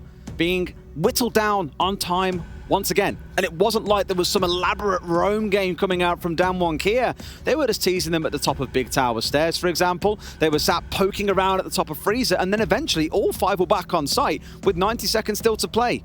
And FaZe just take a bit too much time. They mess up, for example, the Maverick getting the hatch open. That burns them through another 20 seconds or so, meaning Ying has to step across and get that hatch opened up. Then commits to pushing down through Big Tower Stairs, and it looks like things are going well until Rin nets a big 2K from inside of Freezer, and the round just collapses from there. A single-angled attack, and it all comes down to a little bit of patience being shown by the last 2 members for Damwon Kia. Cyber's on the cover there. He's supposed to be covering that angle. He was low health. I'll give him... It's so hard, right? Because you've got to cover highway, He was Freezer. very low health, and he's aware of Freezer door, so he can't expose himself too much. But the reason that I bring that up is because it's smart play from Damwon Kia. Because if you notice what happened there, the player just moved further away from the angle, so they didn't have to expose themselves. It's all about perspective. It's all about how close you are to that wall. And he's able to get the angle onto the man without actually directly exposing himself, moving past that wall. So Cyber has no opportunity to close him down. It was just really smart from Damwon Kia. It's one of those things that, you know, these players at this level do automatically. It's without thought, but it was just a really great way of getting onto the angle he needed without exposing himself. Because if Cyber gets that kill, it's 2v1, diffuser's down, and all of a sudden you've got to push from Freezer. It's going to be very, very difficult. You look to the information game as well. The last known location of a Damwon Kia player was Rin inside of Freezer with the 2 kills coming in. Coated was basically unchecked, and Cyber still turned the right way, just not quite in the nick of time. 2 rounds go their way. I believe we have resolved our issue. It's Cameraman who had a PC issue, but now the game can get back underway. And Astro switching over to playing on that Monty. This, to me, just screams a team that knows they don't have control of rounds and wants something to give them a big, solid front line that they can play behind. My biggest concern is I don't know if this is going to fix the issue for them, to be honest with you, Tim. Their issue hasn't really been so much the site itself. It's been about their pace on the approach to site itself and how long it has taken them to get set up. I hope this improves that attack pause, or tech pause, sorry. May just be a bit of a saving grace for FaZe. Yep, I would agree with you. I think they have to change something up here, Des, because the problem is they're sort of getting close, but Damwon Kia are able to find a way every single time. And they're 2 rounds in now, and yeah, you look at that and you think it's just 2 defensive rounds on Oregon. But before you know it, that's going to be 3. It's going to be 4, going to be 5 for Damwon Kia if this continues. And FaZe are well aware of that. They've got to do something to put the brakes on, and, well, what a better set of brakes than Montagna. Attackers are heading out to defuse. That's one way of looking at it. Again, we'll see how the pace plays out for them. I also like how at least there is some acknowledgement from FaZe that they've had a problem dealing with would-be flankers and bringing along the Nomad. Helping them to lock down crucial areas of clear ground. Hopefully a couple of flank drones also set up throughout the round just to help them retain more control over Rin, over Yas, even over Woogie in a couple of instances. He's the one now stepping onto them loosely while it's Katsang going a little more defensive on site and playing on the smoke. It is indeed this meeting set up, and Yas wants to contest nice and early inside of green here just to again look at slowing down FaZe. Bullet aware that somebody's going to be playing in amongst that meeting door, maybe trying to get aggressive up onto it, so just going to hold the angle for the time being. It's not a sight that we see too often, isn't meeting. There's generally sort of two lines of attack that you will get. There's either the vertical control and push through small office, or alternatively try and get yourself in through rear stage and just brute force into that stage area. But Rin, he's going to brute force right through Cyber as he gets himself an opening kill there. Des takes the Nomad down, and FaZe better be hoping that those air jabs have been deployed. I hate to say it, but it's a little bit lazy as well in the sense they've spent 60 seconds droning out green, making sure tower's clear, and then get hit from the south side instead. It's unfortunate, but arguably why is Cyber in that location looking to expose himself to a window when the rest of the team is on drones, making sure they've got a good setup for control to then look at their push in. It is a full big tower push from the side of FaZe, and Damwon Kia should start becoming aware of this very, very soon. Drones are everywhere for the side of FaZe, but keep an eye on how many remain once they start looking for the execute. Katzan just trying to hold the angle from Kitchen over towards that rear stage. Utility's going to be taken down by Bullet while he looks to hold the angle. Cameraman finds Woogie Man. That's a good start. He's actually down underneath. He's going to he was on the roam, yeah. Head-to-head with Quartered here, but Cameraman's well aware. Des, he's already got the angle. As soon as he tries to push this freezer door, Cameraman's likely to absolutely remove his head for him. We've got a bit of tension here as both players find themselves in a standoff, but it's Cameraman, ultimately, who is the one left standing as Quartered is cut down in the basement. 4 versus 3 now for FaZe. Des. 45 seconds left to go. They've got the access. They've got a couple of kills. They now need to think about getting a plant down. Split is their pillbox here. There's 2 players playing out of it. Reinforced walls either side, barricaded off behind them. They do not want to leave, but Astro, he's going to walk right up to the front door and say, hey, how's it going? We know you're inside there and we know that you can't stop us. It's a 2 versus 4. Astro, shield down, looking to try and win a fight against Yas here. Stepping forward, going hyper aggressive, finally shut out, but the damage has been done. Yas was forced away from the rest of his team, and now it's on the side of FaZe. Can they get this plant down? They should be able to. A 1 versus 2. Bullet steps into green. Yas inside a kitchen has got a lot of work to do. Stepping his way across the souls, hanging up on the stage, going to find the kill. An easy pop-up after getting the plant down, and FaZe find themselves around. Much better from FaZe there, using that Montagne well, but let's not forget they were on a tertiary site. They need to translate that now over to the primary choices of Damwon Kia, which is going to be back up to dorms, and if they win that, likely back down to laundry. And FaZe didn't really have the solutions last time around that they needed to get these sites done. So for me, going to be questions for FaZe over the next couple of rounds. It's where they're really going to have to show their character. And once again, Yas did manage to slip away a little bit there. Got himself a freebie onto Cameraman coming up through the freezer stairs. As you see here, absolutely no idea. But it's reasonable that the presumption would be he'd be looking to challenge on site. But what I will give a lot of credit to Cameraman in that round. It was a big play. To my mind, he would it for them. They had 2 players looking to play on their own. Damwon Kia, this is up through basement. Cameraman was down there. He went and met one in a very aggressive early fight, and the second one, Coated, he just sat and waited for Coated to swing. 2 big kills, no C4 denials possible, for example, no flanks to hit them on the backside, and they knew that with the Monty, they had the remaining 2 members choked inside a split. So a good round from FaZe, and that is the kind of control that I've expected to see throughout the entire series, to be honest, and why I thought this game might go to a 2-0. I don't think 1 round is really enough to suggest that they've yet got a full understanding of Damwon Kia and how to counter these flanks coming in, but at least it looked better than it did before. Exactly that. FaZe need to just write off the first couple of rounds. They're coming back into the same site. They need to learn the mistakes, come back in. I think be a little bit more aggressive in that roam clearance. They need to learn the lesson from round 3. We've gone in there, got rid of 2 of them, and it's made the rest of the round a lot more straightforward. I love the play from the Monty last time around. It was absolutely perfectly worked from Astro as he just completely bullied them down in the back of site, took all the attention, and that's one of the things that Monty does so well as an operator, is just draw that focus and that attention. And here he will be doing just that once again. Astro sticking on what many would consider a crutch for some teams. When they can't quite make it work without the shield, you bring the shield as a fallback because it's very easy to sit behind a Monty and let him be the determinant of where the front line sits in a round. Working his way here inside a trophy, he's got Cyber sat in just behind him. A couple of players from FaZe looking out towards Big Tower, and Yas, I think, is currently the one lurking out there, as you can see, up in Tier 3. I don't know if FaZe are fully aware that he's here right now either. I think with cameraman being up on the roof there, he's considering getting on the rappel, and my guess is that he probably does know that Yas is there. So we'll see whether he manages to make a challenge onto him or not. We can see cameraman is still up in that location now. Out comes the nades. It's going to burn up one of those magnets. It's not going to have the impact that they wanted, which was clearing out some utility. The second one should do. I think they were just looking to potentially pressure a player who was in there, but has actually dipped away for the time being.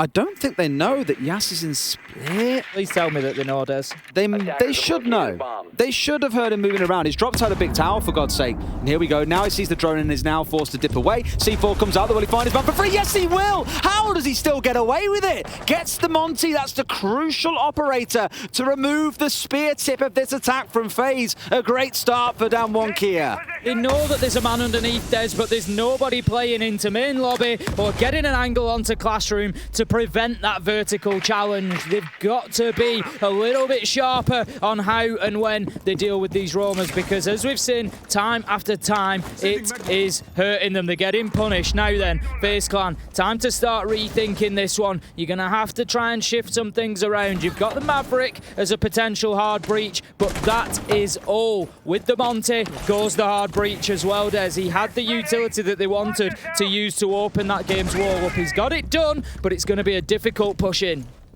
All right, the 4 versus 4. They found something back, and it's the Wamai taken out. A final magnet that comes at the 30-second mark, no longer going to be available. Not that I think it matters at this point, as much of the utility has already been expended. They've got to step their way forward to start looking for their way in. Bullet being flashed out by a friendly Yas. Again, how is he back out? How has he found 2 from Big Tower? They knew he was there. They knew he left. He's returned and got another 3 kills that should not have been found. Rin finds another, and this should be a shutout. Nose one's towards White Stairs, but the clock waits for no one. Souls has got to get this plant down somewhere. He's going to try and stick it, but from down below, surely they can work their way up. He might get this one off. Can he get guns up in time to be able to contest this one? Yes, he can. Oh, sees one. Kenta goes down. Souls with a massive clutch of 4K. He plants, he frags, he wins. I said it in the group stage, Des. Souls is an absolute clutch demon, and he shows exactly why they're planting straight off, straight into action, ready to make the challenge, and that could be a turnaround round for FaZe. They needed somebody, Des. They needed something, but let's just focus back on Yas again for a second. I think elusive is the word to use for him here on Oregon. FaZe have got to put a leash on him. They've got to get a handle on him. They're boxing with shadows, Tim. It's the pain again where they like cameraman droned out Big Tower. I don't think they knew Yas was up there, but he dipped away anyway when he suspected that he'd been seen. He goes unseen in Classroom, finds the Monty, somehow rotates all the way back through meeting, up through green, up Big Tower without being seen by a single drone, and gets kills again and again. They saw him on a drone in Classroom as well, and he still gets away with it. And they only have 4 men at that point. Again, so they've got somebody sat on drones and cams. Game sense. Just Yas's game sense is unreal, but Souls, the hero of this round. 4K, a plant, does it all, even in a 1 versus 2. This is turning into a third match that we all want, or a third map that we all wanted it to be.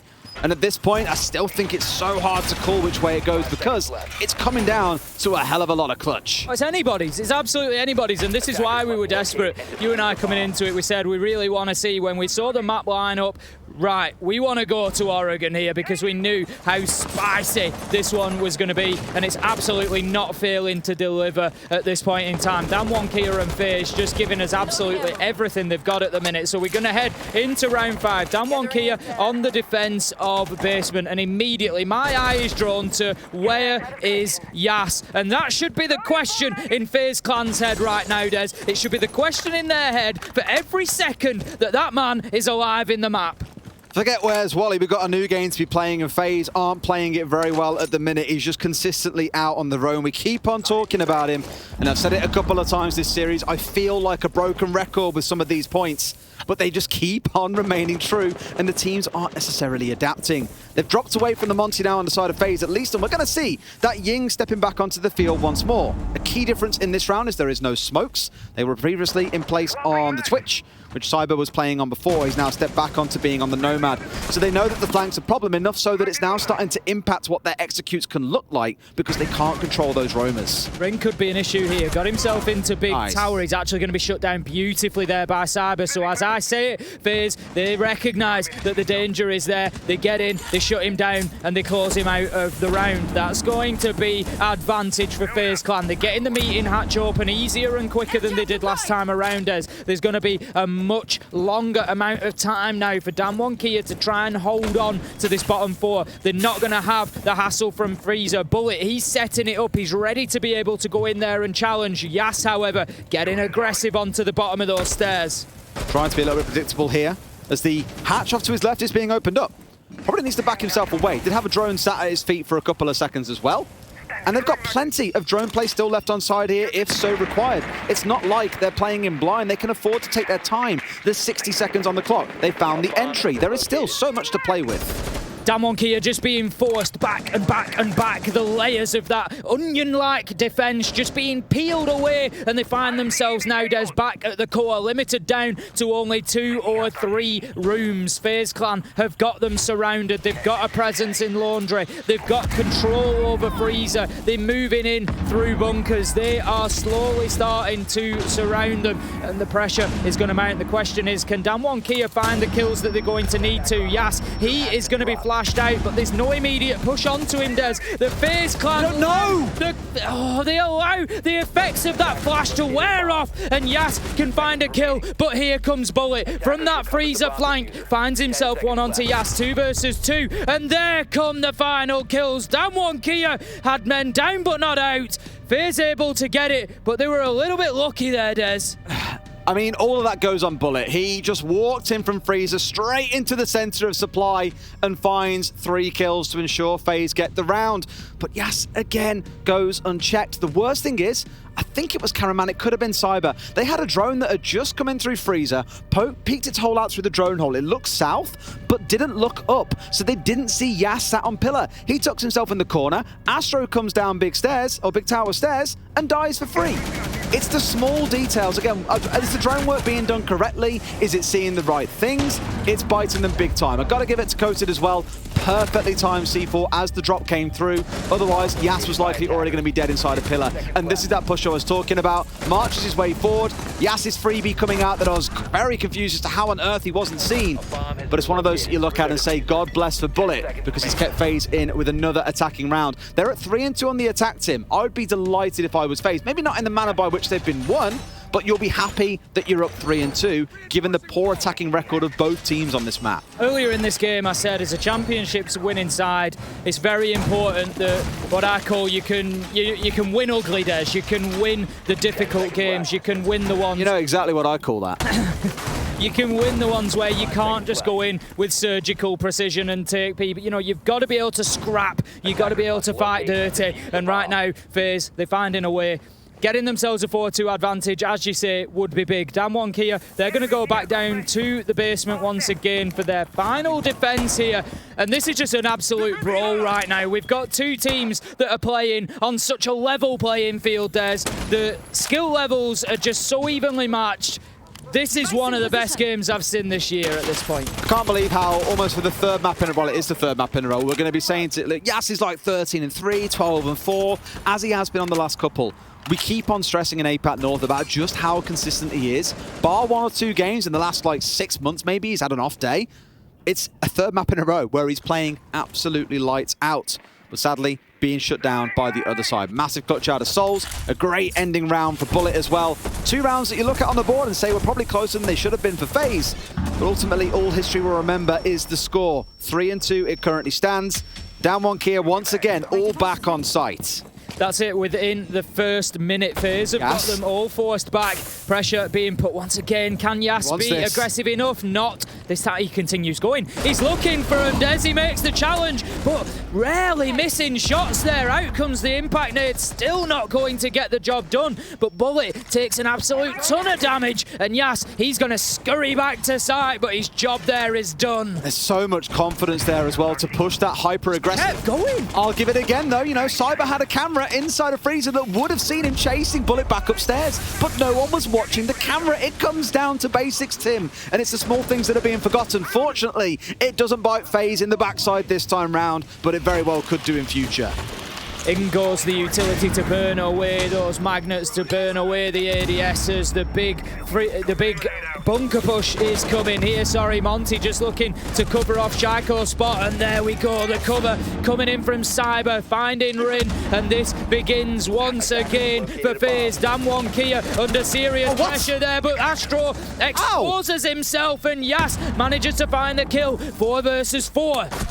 This time round, Souls wins that fight onto Yas. He's taken out a highway, and the control surely is with FaZe. Cyber's in sight. Camera coming down elbow at the same time. The kills start raining through. The Maverick still opening up the wall behind. Woogie finds one. Should surely have gone down to the Maverick, but stays standing. It's a 2 versus 2. Diffuser is down, at least for now. And there's 30 seconds to play with. It doesn't sound like a lot, Tim, but that is a ton of time. There's an opportunity here for them to think about getting the diffuser down, but they need to bait the Nitro out of Woogieman here. That's what he's looking for. That's going to be the play. Bullet, can he stick this? He's just he shot it, but no, he gets shut down. Katsang on the flank. Des, he's managed to get himself into corridor. Woogieman with the final kill. Damwon Kia level us up 3-3, and we go in to the second of half.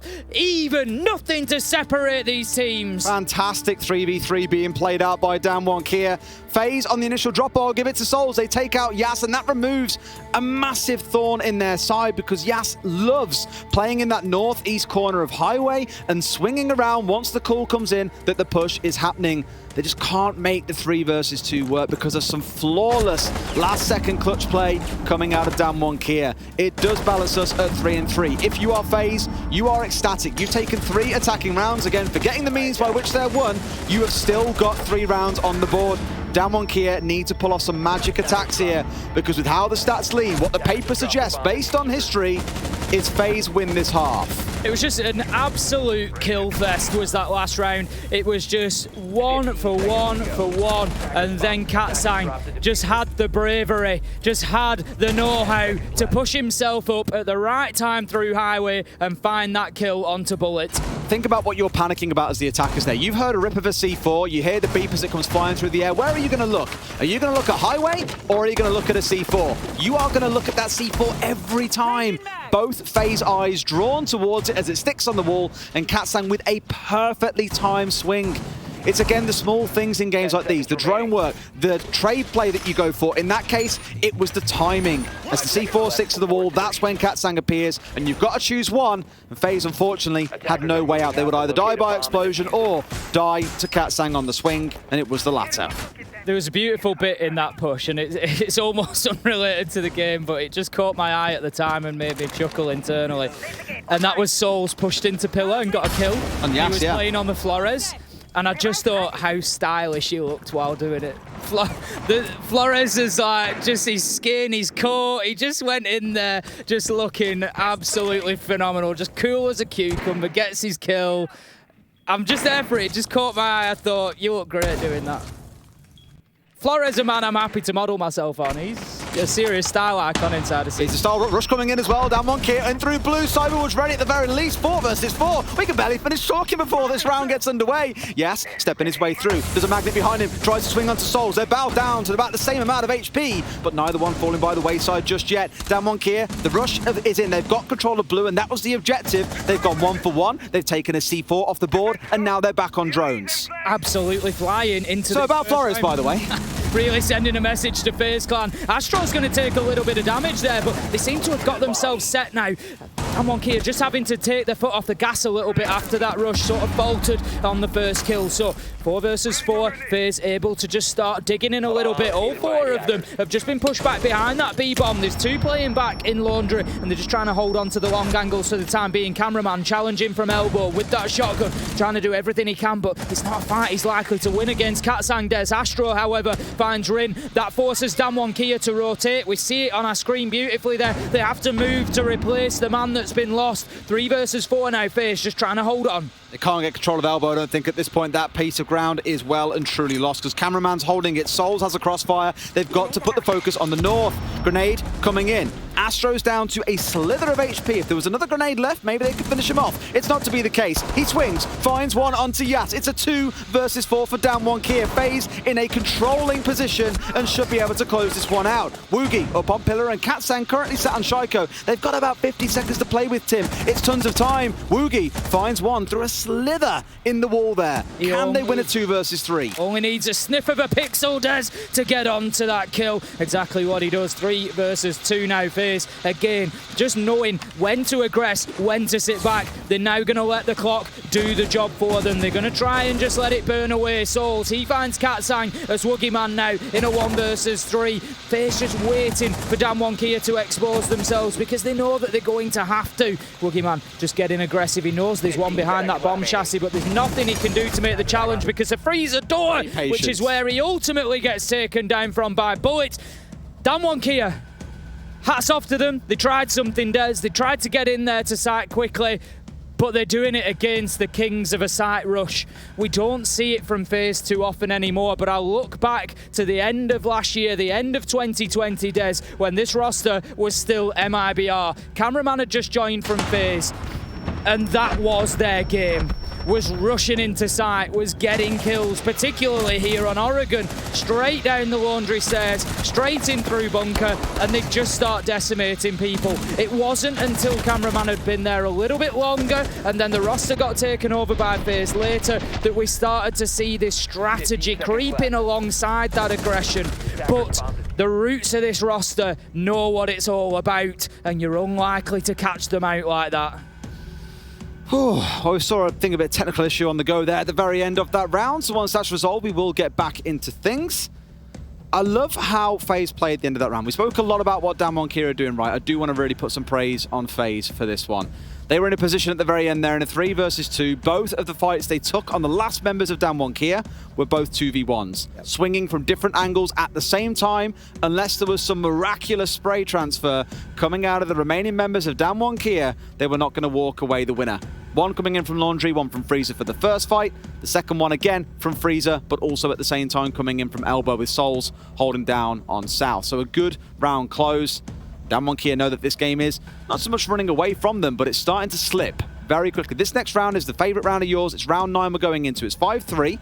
If they win this round and get it up to 5-4, it's game on. They lose it, it's 6-3. You may as well say goodbye to the finals, and it's FaZe that go through. 4-3.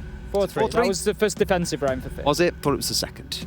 But the point still stands. This is an important round. At 4-3 versus 5-3. That's important. Now you told me that news. 4-3 versus 5-3. This is the prelude round. Yes, exactly that. Warm up. It's setting it up. It's that foundation.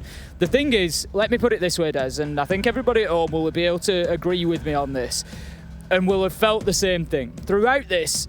It's felt like Damwon Kia have been on top throughout a majority of it. Even when FaZe have won on bank, they are still at a position of, right, now we've got things level. They were still fighting from behind. This is the first point in the entire matchup across the best of threes, that FaZe have been in front. FaZe now find themselves in front overall when all maps are taken into consideration. And that, for me, is a big thing for Damwon Kia to deal with mentally now, because they know what they're up against. They know the quality that's sat on the other side of the room from them. We know the Latin American teams. I'm sure FaZe aren't being quiet in there when these rounds are getting Are they lost. naff? Yeah. They're going to be getting very vocal about it, I would expect. And so how will Damwon Kia handle this pressure? And this is the thing. You know, you could look at it two ways. Damwon Kia, is there any pressure? They've got to the semi-final. Everything from here out surely is a bonus. But at the same time, that thought creeps into your mind that we could get there. It is possible for us to do it. What an achievement. And so you will feel it. And it's just about now how they handle it. We've not seen them under this intense a spotlight before. And it may take a little bit of time as a team for them to get to these positions, to learn how to deal with it. This is a team that has got an extremely bright future. I'm not saying they're not on the way home yet. They've got a lot of work to do, but it is winnable for them. But I do just feel like there's an advantage for FaZe at the minute. A criticism fairly levied against Damwon Kia. Fresh, a big one throughout the year, is saying how limited their map pool is as well. You know, they play 2 or 3 maps, and are they ready for best of 3 competition? Are they ready for best of 5 competition? And you're seeing it kind of stepping in slightly here, where look at the night and day difference between say, Chalet in this map. Now, part of that could come down to FaZe not being super confident on that map either. It wasn't their pick, and Damwon Kia aren't as comfortable. But as we've gone across the next two, Bank and this one, you're starting to see the cracks kind of show a little bit in Damwon Kia. And I won't take it away from them. A couple of rounds have been ridiculously close that FaZe arguably could have lost out on if not for some big plays out of Souls and Bullet. But that, as you said earlier on, sometimes you've got to be able to win dirty, and those are 2 rounds that they did win dirty. But let's not just look at the negative on the side of Damwon Kia. Let's look at the positive as well. They've got a player in Yas who is just achieving the unbelievable at the minute. If there is anybody that can find a way to give them that boost, to give them that energy, to give them those kills that they need, it is going to be Yas. He's going to be the one that will force the crack and that will just allow the rest of the team to pile in behind him. I have every faith that Damwon Kia have it in their locker to be able to win this game, Des, because they've been underdogs. They've been underdogs in APAC. They know what it's like, you know, coming through. Let's not forget, they got here through the playoffs. This wasn't an auto qualification for Damwon Kia. They had to go through the APAC playoffs, got themselves here again, which is the same as they had to do in Mexico. They are a team that knows all about fighting back from being down and from overcoming those odds. So FaZe, they need to be very careful here to make sure that they now focus in and get this job done. They've got themselves the advantage. They're on defense of Oregon. They need to lock down this top floor. Tech issues resolved. The game can resume. Back into Oregon we go with round 8. It is indeed 4-3, not 5-3, as I may have wrongly said earlier on. The site is going to be that top floor. It's where, of course, FaZe are going to step to now. They've already won down in the basement. Where they choose to play is going to be anyone's guess. We've seen when Damwon Kia play up here, they roamed an awful lot. They got out on the map. They had security under control. They played a little bit around kitchen. They danced in and out of basement. I imagine for FaZe you'll see some of the same, although their setup at the minute does look to be screaming quite heavily towards site-based play with the Mute, the Smoke, the Goyo, the Wamai, Malusi, Souls, arguably the only one who could be getting out on their own, but is not normally the player you'd affiliate with that style of play. Attackers need to locate and defuse. No, we'll see once the 45-second prep phase is up exactly how that setup is. The Goyo shield is in a pretty stock standard position there, just outside of the games room, just looking on towards Trophy to prevent that push. Interestingly, there's a Goyo shield gone down in Trophy as well. That's going to be worth keeping an eye on. If Damwon Kia try to push into Master Bedroom, it's there for exactly that purpose, to allow the challenge onto the door of Master Bedroom, which we haven't seen as much of recently. We've seen players in there. We saw it from Rin in the first half. Just in there as a token presence, few shots towards the door and then dip away. A lot of that presence given up to the attackers, but FaZe, they're not going to do that. Well, Team 1, I think it's a LATAM thing, because Team 1 also played inside of here with a shield. And it was Leon who was tasked with pushing into Master Bedroom and forcing, I believe it was KDS playing on the Goyo out of Trophy. And what he would do is peek the doorway, chuck a nade in, force KDS away, destroy the shield in one breath, but also send KDS packing backwards because the ADSs were deployed elsewhere, and then pushed into Bedroom and took control quite quickly. So it's not like it's an impossible task to break through this hold, and it does feel like quite a LATAM thing to hold inside of Trophy. 2 nitros on the side of FaZe as well. We've got Bullet just underneath on a little roam game. He's going to just disappear off into the map. So exactly the same way that Yas managed to keep himself off the radar, Bullet is going to try to do the same. Oh! And there is the shutdown. Woogie Man ready for Astro's aggression. Going to take him out, and a big entry for Damwon Kia. You can't peek the peekers. It's like trying to look through a keyhole and someone's already staring back at you. Damwon Kia far too used to that style of play. I've told the story so many times. I still remember when Mag shared a clip on Twitter once of a scrim, I believe it was against Cyclops, clearly with permission. On Clubhouse, 4 players jump out of the window all at once. They're used to this style of play. They've been formed by it in APAC North, and they will be able to deal with that kind of play. You need to be so careful when going for a peek onto them. A good grenade coming in from Yas. Responds to the kill that came in onto Coated not too long ago. Of course, the problem with the kill on Coated is that's your hard breach gone. It's Explosive City, 3 so far in the round. Woogie also taken off the board. I mentioned Bullet on the underneath, and I suggested that there could be a problem whereby Damwon Kia don't get a hold of of his location, just like they benefited from Yas managing to slip away, and that's exactly what's happened. He manages to get himself a nitro kill, and he's just going to keep himself now at the top of Freezer Stairs. They're very concerned about the potential of the top of Laundry Stairs, but no, he's gone. He's not going to play in and around that area anymore. He's ready to move back up White Stairs if the opportunity presents itself. 3 versus 3, and just like the entire game, there's an absolute brawl here in round 8 as they just trade blows back and forth. Absolutely, Rin's going to be pushing in from Attic's side. I thought he might go up to Kid's window, and I think you've got Bullet coming up behind him that he's got to be careful about, looking to go through the hatch.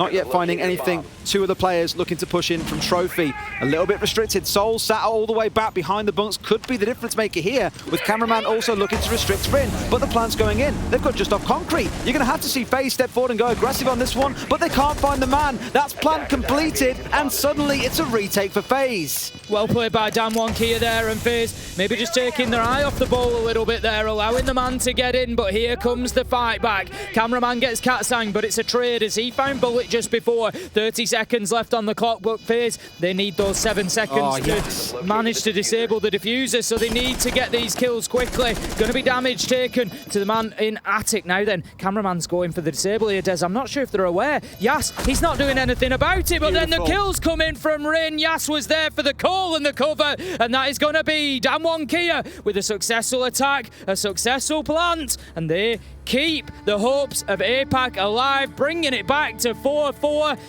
Dare anybody think about where this game is going to end as? Dare we just. I love how at the end of that round, it wasn't such a characteristic misstep, but it's the first time I feel I've seen Yas kind of caught mid-decision. He was in a spot where he could hold the crossfire with Katsang, who was sat on top of the diffuser. He could have swung from the top of Astro's stairs to make it a comfortable crossfire, or at the very least a trade for Katsang's life. But he was already kind of halfway in transition of jumping outside of the Armory window, or the top of Armory Stairs window, to get a drone sat inside of Trophy that could see the diffuser. His dead teammates could have then kept a close eye on it, and he could have been told when to vault in, and ultimately it paid off for them. The last 2 members of FaZe far too distracted by Yas holding an Armory because they saw that drone. It lets Rin push up for free and close the round out. A good round by Damwon Kia. For FaZe, just giving them a little bit too much ground there, I think, Tim. Yeah, I'd agree with you. You know, it was too possible for them to push into key locations without too much of a challenge. But heading into round number 9 then, it's going to be dining this time. And it just goes to show how close this one is, Des. During that technical pause, I said it felt just a little bit like the tide had turned and FaZe were starting to get their advantage. They were on the defense. They had a good side to go to, and it just felt like they were starting to get that momentum that might carry them all the way to the 6th Sweden Major Grand Final. But then Damwon Kia comes straight back in, get an attacking round, level us up 4-4, and just remind us that this is anybody's. Those mirror windows are interesting as well, because one's dug a little bit further back inside a shower. Rather than actually being on the shower wall into small tower, it's pulled right back inside the corridor so they can sit and play behind it. One also looking into dining itself from kitchen side. Means it's quite a dug-in defense by FaZe, and Damwon Kia will be given a lot of free ground. But once the execute starts to become a conversation, that's where things might get a little bit ropey. It is. Katsang going to be on the drones, just looking for much information as Damwon Kia can gain. They've still got 9 left, so plenty to go at. We have questioned just how well the drones have been utilised in this matchup, but FaZe not managing to find too many of them at this point in time. So Damwon Kia should be well informed here. Now then, stepping in, they're going to be stuck inside a mute jammer for the time being. Yash just looking to burn it out. Will be successful, which might now just allow a hard breach option should they choose to use it on that shower wall. Maybe just try and force Astro out of there. He's going to be holding on to a tight angle for the time being. All about the problem solving here for Deep Damwon Kia. Showers they need some deep control of, and they're slowly starting to whittle the drones down. They've got 7 left, of course, at this point, but they did just lose 2 in very quick succession, make it a 3rd, as one inside of dining is gone as well. They really want these players out of shower, but the problem is, again, Astro on this deep dug mirror window will make it impossible to get full showers control without entirely clearing the shower corridor. You've got mute jammers there, you've got ADSs, you've got everything stacked up around this mirror to make it impossible to take back. Until Yas, of course, runs up to it. A nice, different story. C4 into shower finds no one, and Yas is probably a little bit deeper than what FaZe Clan would have anticipated he could be. Cyber absolutely takes the head off Rin there as he peeks up above the deployable incredible shield, and this round starts with an absolute firework of an opening kill. As you say, FaZe just being pushed back a little bit here, but they still have everything they need to hold on to this. Souls in an important position behind that mirror window. Yas goes in, but shut down by Astro. They've never managed to move him from his mirror window, Des, and I love his play, the way that he started in showers and then dipped back to that mirror window, just falling back at each opportunity, but still holding his ground enough to get the kill. Quarter trying to do the same thing, this time will be successful. The trade is there, the crossfire established. Katsang, he gets himself one onto Cyber, but it's all for him to do. Shut down by Souls, and that's going to be FaZe taking another round. 5-4 we go to, Des. Where it's felt like big clutch moments from players, that round to me is the epitome of strategy diff. Yep. The whole setup, the mirror, just completely baffled Damwon Kia. They had no way of any idea of how to deal with it. Their kind of go-to plan was, well, I guess we run in and just knife it, I guess, and see what happens next. They just didn't really have a way of doing it. They couldn't rotate their push around. They were quite stubborn in sticking to the small tower take. They rotated no one off to come and pushing from the east side there to push down Zulu, for example, and it just made life far too easy for FaZe. Again, the first time I think in these 3 maps that we've seen so far where I've seen one of the two teams well and truly rattled by a setup itself rather than individual players. Really well done by FaZe. And they are 1 round away from at least guaranteeing overtime, 2 from a spot in the grand final. It just goes to show that you can just rip the script up for this one, Des. Just rip it up, throw it away, because FaZe go to Domes, a site we might expect them to lock down. Pretty good defensive site. Somehow Damwon Kia find themselves a successful attack, get the win. We go down to a tertiary site, FaZe come away with a brilliant setup and a win. It's just... There's absolutely no telling what's going to happen here. We've got a tactical pause coming in from Damwon Kia. They obviously feel that there's a little bit of work to be done within the team now, and it's now or never, Des. That's the reality. They're 5-4, 2 rounds away from FaZe winning this one, but only 3 rounds away from it themselves. This could be a really impactful moment in this semi-final. They've seen 3 FaZe defenses as well, so they know what sites they're likely to go to. They know the kind of setups they're going to be faced with. So in their mind, it's okay, now is a good time to have the conversation. Very rarely feels like you can take a tack pause too early. Leave it another round, you're potentially at 6-4. You've got to pull off the double by some miracle. Here, at least, there is a little bit of breathing room still to play with. FaZe head down into the basement. That Kai being brought along. Now, we did see, back in the first half, if you remember, Damwon Kia bring the Kai themselves. They electrified off the meeting hatch, and FaZe struggled. They ran the clock down, the Maverick ran out of gas, they had to bring the Ying over to use the hard breach gadget on the meeting hatch just to get it open and get the strat rolling, but by then, the clock had already ran a little bit too low. So I'm keen to see here how fast Damwon Kia deal with that, what hatches they go for, what the angle of the push is going to be. And most importantly, if they do find themselves stalled out, have the willingness to change where the attack is coming from. Because in that last round, they stayed stubborn to small tower and refused to move away. I mean, is it willingness or is it having a plan B?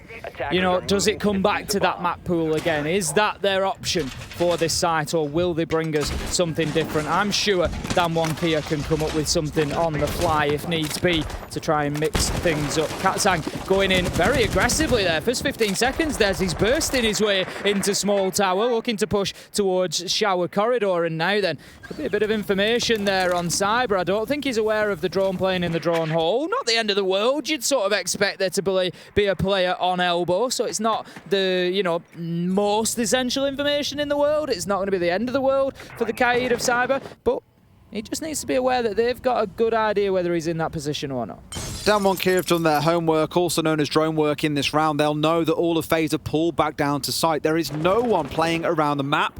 The one thing that might, give a bit of shiver, some nerves over to the side of Damwon Kia is that there's jammers everywhere.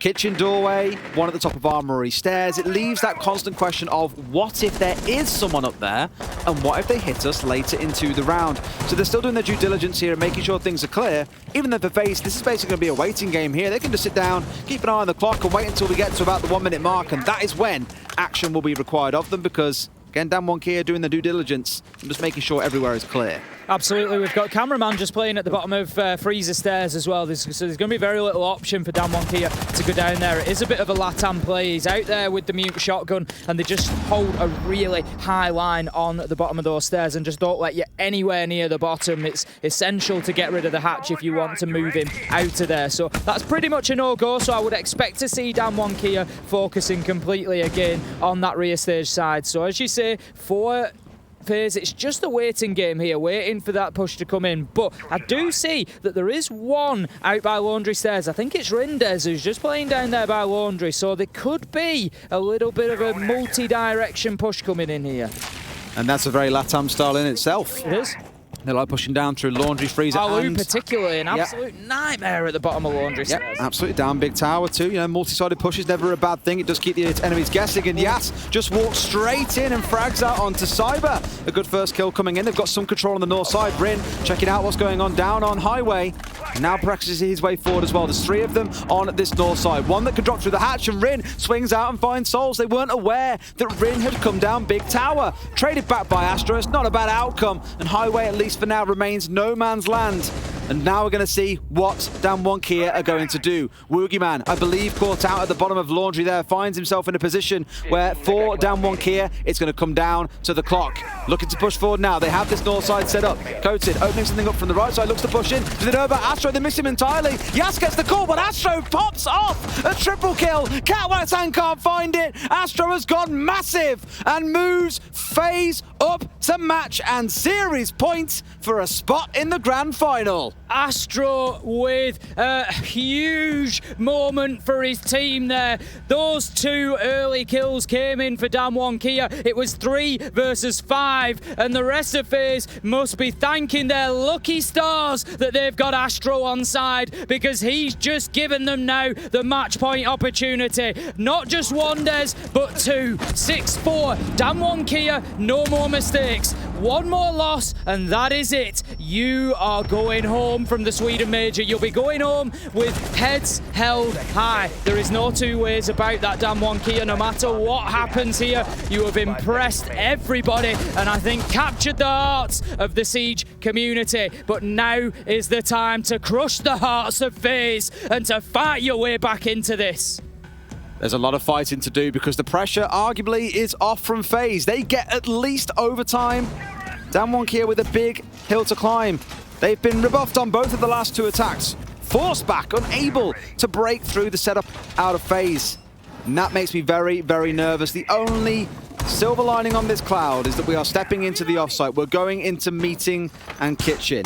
This could be the one they take away, but we're going to have to see something very special on the follow-up defense, likely on the top floor, or on the attack, sorry, from Damwon into the top floor, in order to see this one go through to overtime. It's now or never, Des. It is now or never. There is no clearer way of putting it. I think Damwon Kia, I think they can get this round, Des. I think they can get this round and take us to 12. Really push FaZe to the wire.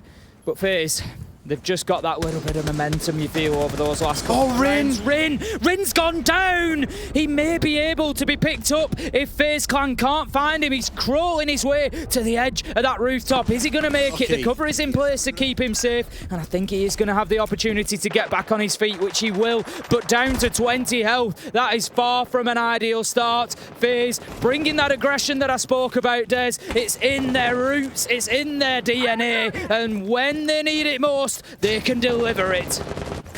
If Rin had gone down there, that would be, again, one of those rounds looking back towards Bank that you chalk up and say, why does this happen? A little bit of early aggression, unmatched, unrealized by Damwon Kia. FaZe, very, very fortunate if they've walked away with that entry. It really would have set the round up for success. As it stands, at least, Damwon Kia thrown a lifeboat here. They can say, okay, we're still in this one for now. Let's see what we can do stepping on forwards. So just going to be taking out the drone there, just deploying that smoke canister quite early in the round. The aggression from Cyber. Does he get his man? Absolutely. Rips the head off Woogieman. That's the Nomad gone. And this is going from bad to worse for Damwon Kia, Des. They've got Rin on low health. They've got the Nomad gone. FaZe, however, Yas, he manages to get the kill onto Souls. FaZe losing a man along the way now, 4 versus 4, and it is mounting for a tense finish. I'm nervous about Astro. He's got a C4 playing below, and he could play spoiler here massively as Damwon Kia get themselves set up, but they've circumvented pushing inside of Kids here, looking towards Kitchen. They've just opened the hatch straight inside a meeting, and maybe that's going to be their game plan here. Several members of FaZe rotating over. The Mozzie and the Mute both stepping up into the north side of meeting, and Astro looking to challenge. If he can find a kill, pushing up big stairs here, that could be the end for Damwon Kia. It certainly could. You know that this is on a knife's edge right now, Des. You, everybody at home, we get the pleasure of watching how this plays out in the final minute here of round number 11. Katsang is looking to push himself into rear stage. Damwon Kia just still don't feel like they're confident in their map control, Des. Oh, yes! He's gonna get down. Bullet, what a win on that gunfight. Yash just missing his opportunity. And that's now 4 versus 3, 4 versus 2. It's all sliding in the direction of the Latin American team right now, Des. FaZe, this could be your moment. You've had a quiet year, but no, Damwon Kia, there could be a punctuation mark from them as Corted starts to get the diffuser down. These two are miles away as well. They won't be able to get in to stop this in time. Rin with a swing, that was such a risk. Coty going for the same, but he wins it. The support player, he's doing his best Souls cosplay. Gets to 3K, gets the plan down, but can he get the win? A 2 versus 1. Bullet in his name has 1 bullet. He is 1 bullet from death. He's going to try and stick onto the defuse here. The hatch is one thing that can work against him. They've even got the soft breach above. Surely he can't hold this one out. Rin looking from above to try and do some damage. Bullet pushing his way up. Can he find Rin holding on above? Yes, he can. It's a 1 versus 1, but he's got about 5 seconds to play with. Coated can just wait here. Just wait for the time, buddy, and push him when it comes around. It should be about now. He can make it happen, and Coated has played it out. Won't find the 4th kill, or yes, he will. Make it a 4K for him in the round, or not. Bullet finds a 3K to match Coated, but Coated keeps Damwon Kia in the game. We're going to 12. We will see every single regulation round as Damwon Kia, they fight their way back into this once again. If they can get themselves just 1 more round, then we are completely level. And this whole thing, Des, this whole semi-final will come down to the best of 3 overtime rounds. Damwon Kia just digging that one out. They lost Yas. They had Rin on low health, Woogie Man gone, but somehow Coated and Katsang just step up when they need them. Coated is goated, truly, in that scenario. Living up to the name that he was granted back in stage 1 of APAC North when they first appeared, Damwon Kia. A couple of recognisable names from the old days of APAC Siege, but Coated one that I think all of us saw and were like, whoa, what is this TCSG play? Back when he played it an awful lot, and now still doing the business every few rounds, really making a name for himself. FaZe got to be feeling nervous, and this is really spicy, Tim. They don't go back to one of the primary sites. They rotate off and go back towards dining and kitchen. Now remember that we saw the mirror setup coming in before. There was no response from Damwon Kia. It's looking to be the same. Mirror windows are down, mute jammers, ADSs, everything being set up again. FaZe have said, look, if it ain't broke, don't fix it. Try the same thing again. It's on Damwon Kia to change things up here and come up with a new strategy.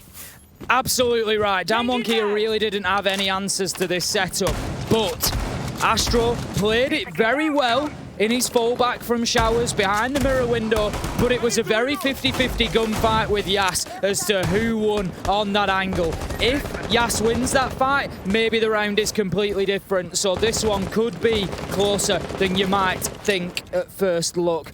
Nades potentially going to pour in. That's important. Manages to get the 2 ADSs. The mute jammer stays in place to protect the mirror. There's no throwable hard breach on the side of Damwon Kia anyway. Rin's on the Flores as well, don't forget as well. So they do have other tools they can send in here to do some work. Right now, not quite the plan. In fact, that's a lie. The first Rotero does get brought out. Done a little bit of drone work to begin with. And here, opening up the soft wall. Does have a laser gate stationed on it, so that'll need to be burnt out. And there's also a laser gate playing on that shower corridor window facing out towards the south. And look at Woogie as well. Woogie's holding out out down towards the south of the window, just in case there is anyone trying to push back here. They step 1 foot wrong, and they are dead. Woogie looking towards Cyber, who almost stepped into the cross, but just about avoided it. Last time around, there was a deployable shield on that corner, if you remember, Des, where Cyber's playing. It allowed them to get the first kill, the opener. Not playing with that there this time. It's going to be a little bit of a risk for Cyber peeking into that corridor now. Boogeyman just looking to clear out the utility into showers. I think we will have seen Astro drop back, or if not, it will be very soon. He doesn't want to lose his life in here, realistically. He's got that mirror window to fall back behind if needs be. Drones coming. Oh, he's gone! And there's the kill from Yastes. Souls, however, manages to get the trade. 1 in each direction, 4 versus 4. Souls needs to be really careful here. Katsang's trying to challenge him from the dining door as well. But again, these mirror windows are just so infuriating for Damwon Kia to deal with. They haven't found the answer, and they walk a second person into the same line of fire. Souls are 2 in the round with barely moving his feet. Rin bringing 1 back. No way did Damwon Kia fight their way back in, because it looks like it's slowly gone from bad to worse. But Coated just inside, going for the plan. Rin's found a 3K. Katsang another. It's overtime in map 3, and APAC will not die! We are going all the way, and I think at this stage is what every single one of us wanted to see. The desk behind us are screaming, Des. Everybody is bringing down the house, and Damwon Kia, they just don't know when they're beaten. They're going to fight their way back in, and we've got 3 rounds to decide whether it will be a Latin American or an APAC team joining us in that grand final tomorrow. You can't help but laugh, can you? You just can't help but laugh. We played nearly 3 hours of Siege, and it comes down to this. A best of 3 in maps comes down to a best of 3 in rounds. It's unbelievable. Now, what makes me slightly nervous for any APAC fans and for Damwon Kia is Damwon Kia start on the attack. That's the way this one has played out, and the scariest thing is, Tim, because it was 7-3 and 7-3 in map 1 and 2, it wasn't like either team got preference, it came down to a coin flip. Who got to pick the way this went? And Damwon Kia, clearly the ones who fell slightly short of it, were the ones who ended on attack. FaZe got to pick to start on the defensive side. This is where it gets dicey. And Rin, for all his sins throughout this series, the criticism, you know, 2-8, 2-7 a couple of times, really not the performance we're used to, comes up massive when it's most needed. Coated the round before. We speak about Yas, but it is always worth stressing. There are always 4 other players around a hero player, and you've just seen 2 of them in them last 2 rounds. Could not be more true. Now, Damwon Kia, I'm sure that has gone a long way to settling any nerves that existed inside of the camp. They're going to be attacking down onto Laundry and Basement. And I think it's worth reminding everybody at this point, Des, because in all the excitement, it would be very easy to forget. But you and I, we have a little job to do here, as so does Yas, getting that entry kill, going in aggressively. I was just going to remind everybody that each half had been 3 each, so there is no real advantage or disadvantage to the starting sides here. And both teams, arguably on their attacking sides, got away with a couple of rounds that you look at and say they shouldn't be winning those, but they do somehow manage to do it. Yas finding that entry so soon in the round as well. Cameraman in no man's land. We spoke about this on Bank, we spoke about it on Chalet. FaZe getting caught up in early entry engagements has stung them in so many rounds. Damwon Kia, far fewer. They're off on the ones, coming out on top in these entry battles. But in the round where it matters most, it's Cameraman that falls first. FaZe going to fall back to site, all 4 of them down in the basement now. You're going to be looking to rely on that utility. It gives Damwon Kia an absolute edge here, Des. They've got 2 minutes, it was, now down to 1:45 to just work away at this site. They can pummel them like a tenderizer on meat, Des, just absolutely grinding them and working them until they are softened up and ready to be assaulted. What? And What?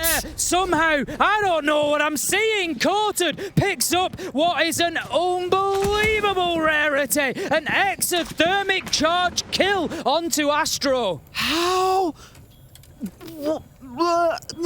How place, does it happen? How do you not even hear it? You know it does damage, like, avoid, dodge, do something, don't just stand there. Cyber, at least the first point of fight back in this round. Yes, Yas is down. Cyber's on a full-on run out, thank God. Oh, Coated was almost there to pick up the pieces, but just about missed out. Cyber has got away with not just murder, but it's a robbery there. 4 versus 3, last 50 seconds, Tim. Time was a problem for Damwon Kia previously. Bullets at the bottom here. I don't think either of them know, do they? He goes, oh, Woogie! And Woogie Man managing to hit the deck and hit his shots. Takes Bullet down. Advantage once again to Damwon Kia. It's going to leave us now in a 4 versus 2. All up to Souls and Cyber. Cyber gets the first. That's on to Rin. And once again, just keeping them in touch. They know the pressure's coming from Freezer. Souls! Souls! Big challenge. I said he had the clutch capability. And he goes huge for FaZe when they need it most. 2 versus 1 now as it is swung on its head. Time is ticking down. It's all up to Katsang Des. He's moving in. He gets no way! No way! He's fought his way back. Does he know? No! Souls! Souls with 3 kills for the clutch. Unbelievable from FaZe. What is this game? It's coming down to 1v1s even in overtime. It's from start to finish an absolute thriller. We could be going in to the very last round. FaZe step onto the attack. Damwon Kia rotate onto the defense. And Meeting and Kitchen, I thought was where we were going, but they've changed their mind. We're going up into kids and dorms instead. Rarely have I ever seen anything like this inside a Siege Des. This is almost unprecedented. What a spectacle we are all witnessing here. That round was unbelievable back and forth. 4 versus 2 at a point, but Souls, as he has done so many times for this FaZe side, I put him right up there with players like Brede and Shepard in the support category. He is that good, and he just hits 3 essential kills to keep his team in it. Oh, that last 1v1. Oh my word. Astro, in this round, steps across onto the operator we saw get brought for about half of FaZe's rounds. It's going to be the Monty stepping in, that frontline controller. They changed between that and the Ying for much of the half. And here, their gamble, their bet in their only attacking round in overtime is going to be on the Monty. You've got to roll the dice, Des. If you want to hit that 666, you got to do something.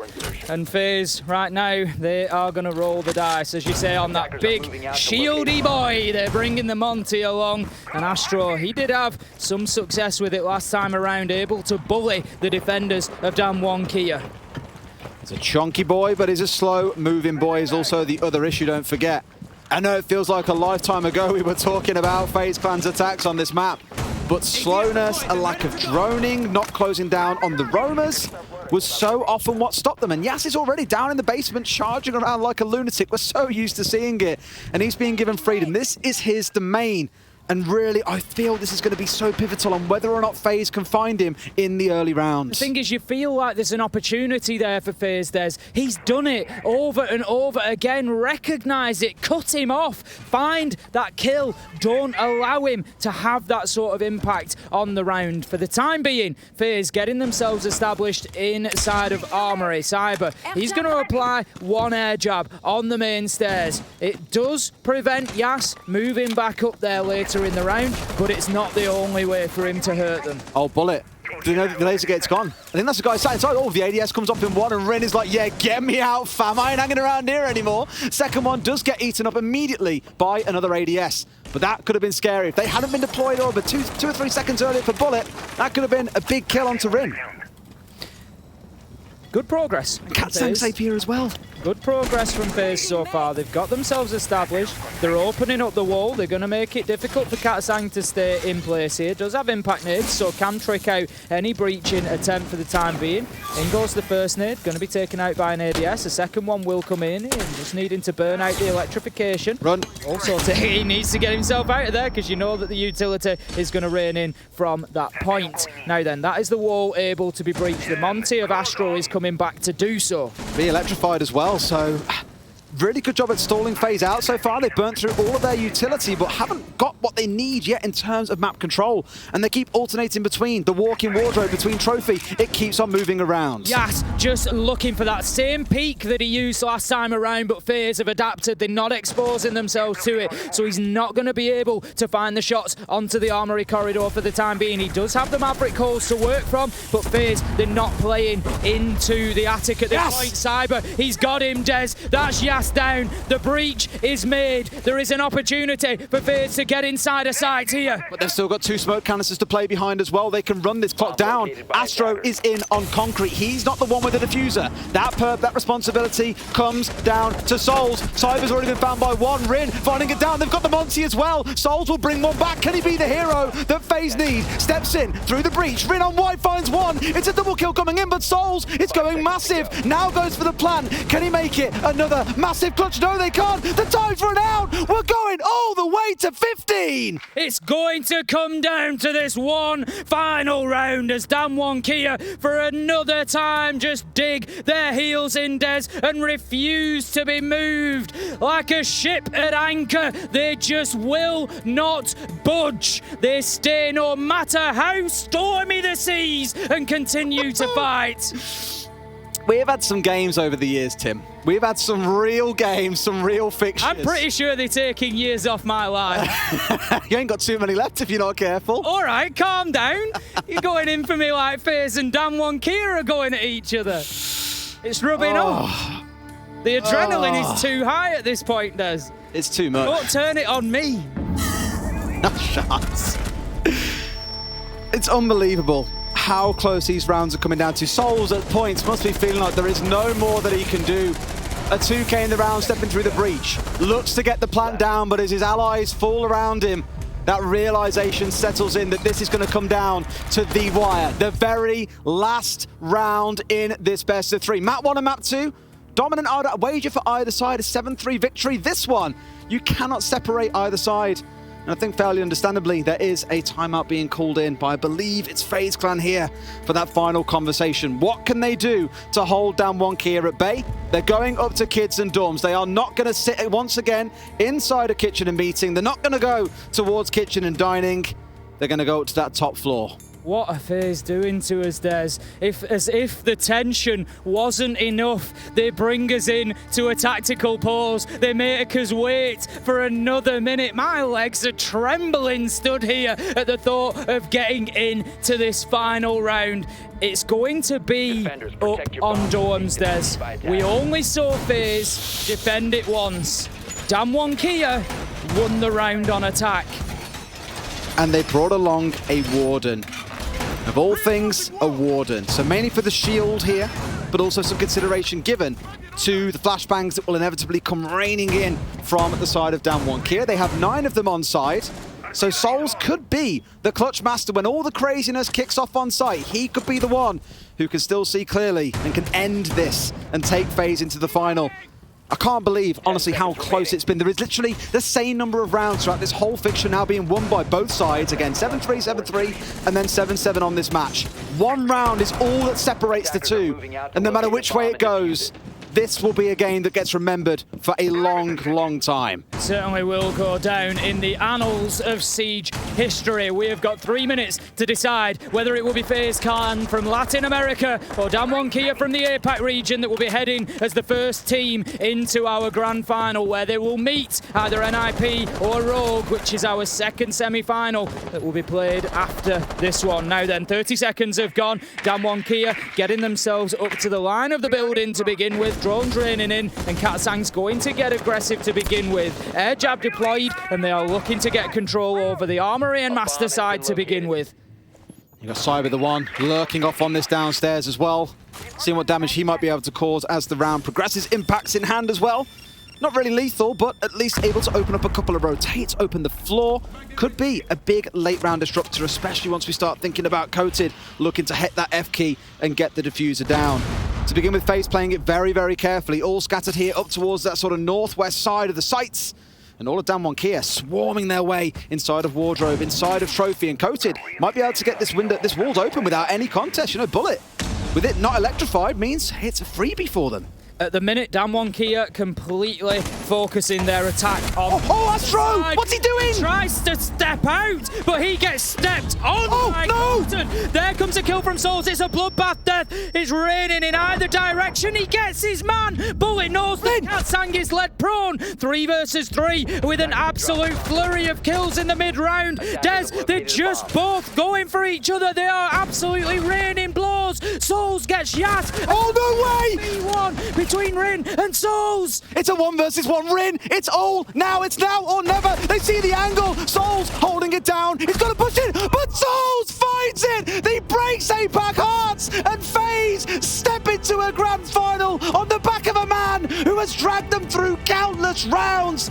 My God, is it deserved? But my God, did it come down to the wire. Souls has a clutch ability like no other, and he proves it there as he comes in with the biggest clutch of all for FaZe Clan, taking them on their long journey through 2021. Not only bringing them to the major, but it's also taken them in to the grand final tomorrow here in Gävle, Sweden. Unbelievable. Honestly unbelievable that a game comes that close into a 1 versus 1 to close. Is something, my legs are shaking at this point, honestly. I can't stand up I say these things and I think people think that I'm just saying it. It's the genuine truth. Des and I were in absolute pieces here watching that, as I'm sure that you guys were at home. We have just witnessed a piece of Siege history there. Damwon Kia, I want to be the first to just extend congratulations for what you have achieved at this event. You have not only got wins and surpassed expectation, but you have entertained us all whilst doing it, so thank you so much for your contribution to this major. I cannot wait to see Damwon Kia at SI 2022. True. That is going to be something special. What a game we have just bore witness to. I can't wait to see FaZe in the grand final tomorrow. You and I need a glass of water. We need something stable to stop our legs collapsing from underneath us. Let's get over to the desk and get their thoughts on what has been an incredible fixture. Thank you very much, Darian Ace. Go, get your rest. Your boys need it. And what a semi-final that we just had. Could have called it a grand final in its own right. FaZe Clan versus Damwon Kia. Oh, they stole my heart. I mean, what a match that we had. Unfortunately, Korea knocked out. I can't believe it. Fresh. It's a 1v1 with the highest performers, and Holding Mouse won it still. Another semi-final banger, by the way, and my legs, honestly, have just gone to jelly. I think all of ours have. Des said the same. It was intense. Damwon Kia, my heart honestly really goes out to them. They're proving that APAC as a region are so competitive and can go to finals. They were 1v1 away from it, and it was an unbelievable performance. FaZe, I think they won't be too happy with that performance, if I'm being brutally honest. But they're into the final, that's all that counts. Today's done, watch the next game and be ready for tomorrow. I don't think people understand the kind of Siege they just witnessed.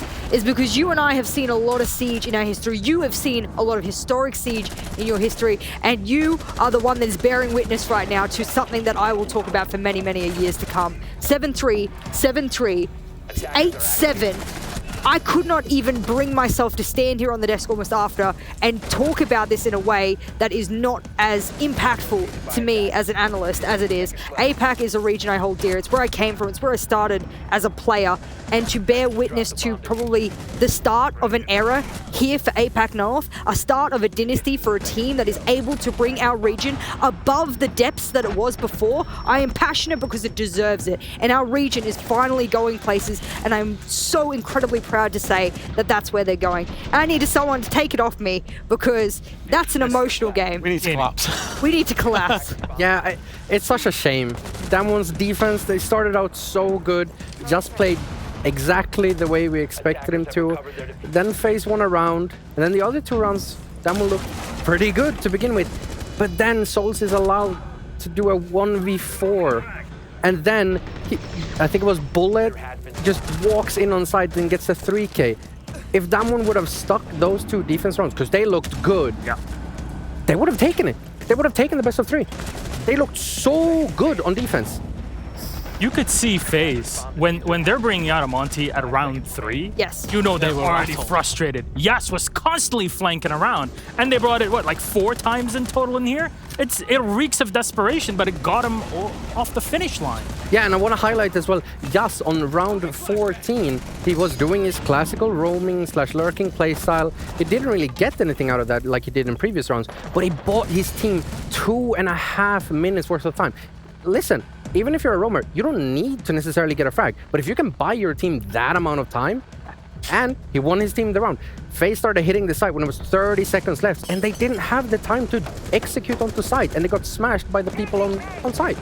We have to give some credit to FaZe here, because at the end of the day, we are saying they got into rounds and panicked and brought a Monty. By panicking, they have taken Monty less than 5% of the time that I have in stats of compositions ever that I have listed here. So this is not an operator that they are used to taking in any way, shape or form. It is clearly then easy for us to theorize that that's a panic pick, no? And they can still beat their opponents and go into the grand finals. So credit where credit is due. It reminds me of, it was Penta against DG on that famous comeback. They said, we don't know what to do. We're taking a Monty and we're just going to play what we see. Yeah. It was almost like that. And FaZe, they've got a bit more experience than Damwon Kia. And they just managed to use that experience just to win those rounds behind the Monty. I will. You're speaking about experience. That last 1v1 there. In a moment like that, where you're going on a 1v1 against someone with an LMGE, for example, where there's a lot of bullets, and you know in your head you're probably going up against someone that does not need to reload, you have an opportunity then to swing or be swung by something that is already barreling down on you. He took the opportunity then to do what anyone in a support position would do and swing around using the clip that they had. So relying on himself, rather than hoping that he was out of the picture when that LMG came swinging. And that is what experience does to a player, is they know how to act under pressure like that. Here's our map summary. Souls, 21-8. Oh, sheesh. Yes. Speaking of. Rin 15. Honestly, what an absolute frag fest of a match that we had. And Oregon, man, that really took it to a completely different level. And like you were saying, Keeney, you don't even need to get the kills to win your team around sometimes. Yeah, I mean, it's incredible. I mean, look at that Cyber going 6-2 on entry. I think in the beginning half, he managed to clap Rin 3-4 times. So Rin started out pretty poor. And yeah, he kind of shut down Rin early, and I think that really helped FaZe actually secure the game. All right. You know what? I'll be back to you in a moment. Let's have a chat with our victors. Let's remind everybody who won this game despite Damwon's best efforts. It's FaZe Clan, and it's Brazil and LATAM. We got cameraman on the line. Hey, guys. Hello, cameraman. Congratulations. First of all, do you need anything for your heart at this point? Because if we were feeling the way we are, I can't even imagine what it's like on your side. Yeah, if you have a medic, that would be great. I can run over to the building if you want. Yeah, I'll call Milos the medic for no reason.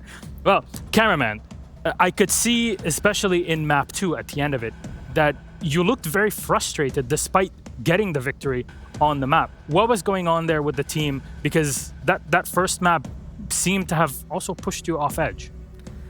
Today, the first map wasn't really the FaZe playing that you guys were used to see this tournament. And at the beginning of the second map, we did some mistakes as well, and we were not paying attention at the details that cost the match, and I had to call like their attentions one round because we were just, I don't know, kind of nervous because we were not doing our thing. We were not doing the thing that we practice every day, you know. So I think we just had to calm down a little bit and try to do the things that we know how to do, you know. So yeah, we knew that it wasn't gonna be easy, but I didn't know that was gonna be that hard. Welcome. Fair enough. Yeah, fair enough. Understand. That's good for the show. That's good for to pump even more for the finals, because we know that everything can happen tomorrow. So we're prepared. I hope so. Definitely. So you knock out the remaining Korean team, and in a close matchup, and I'm sure fans from both APAC and LATAM were overjoyed at the quality of match that we got here, regardless of everybody else in the world that was also watching with eyes glued to the screen. And speaking of that grand final, there's the potential for an all Brazil, all LATAM final versus NIP. Would you like to take them on tomorrow in the best of 5, or do you want a classic Brazil v Europe with Rogue? No, I won NIP. Oh. I was before I came here to Sweden. I saw the guys from NIP. They came earlier, and they were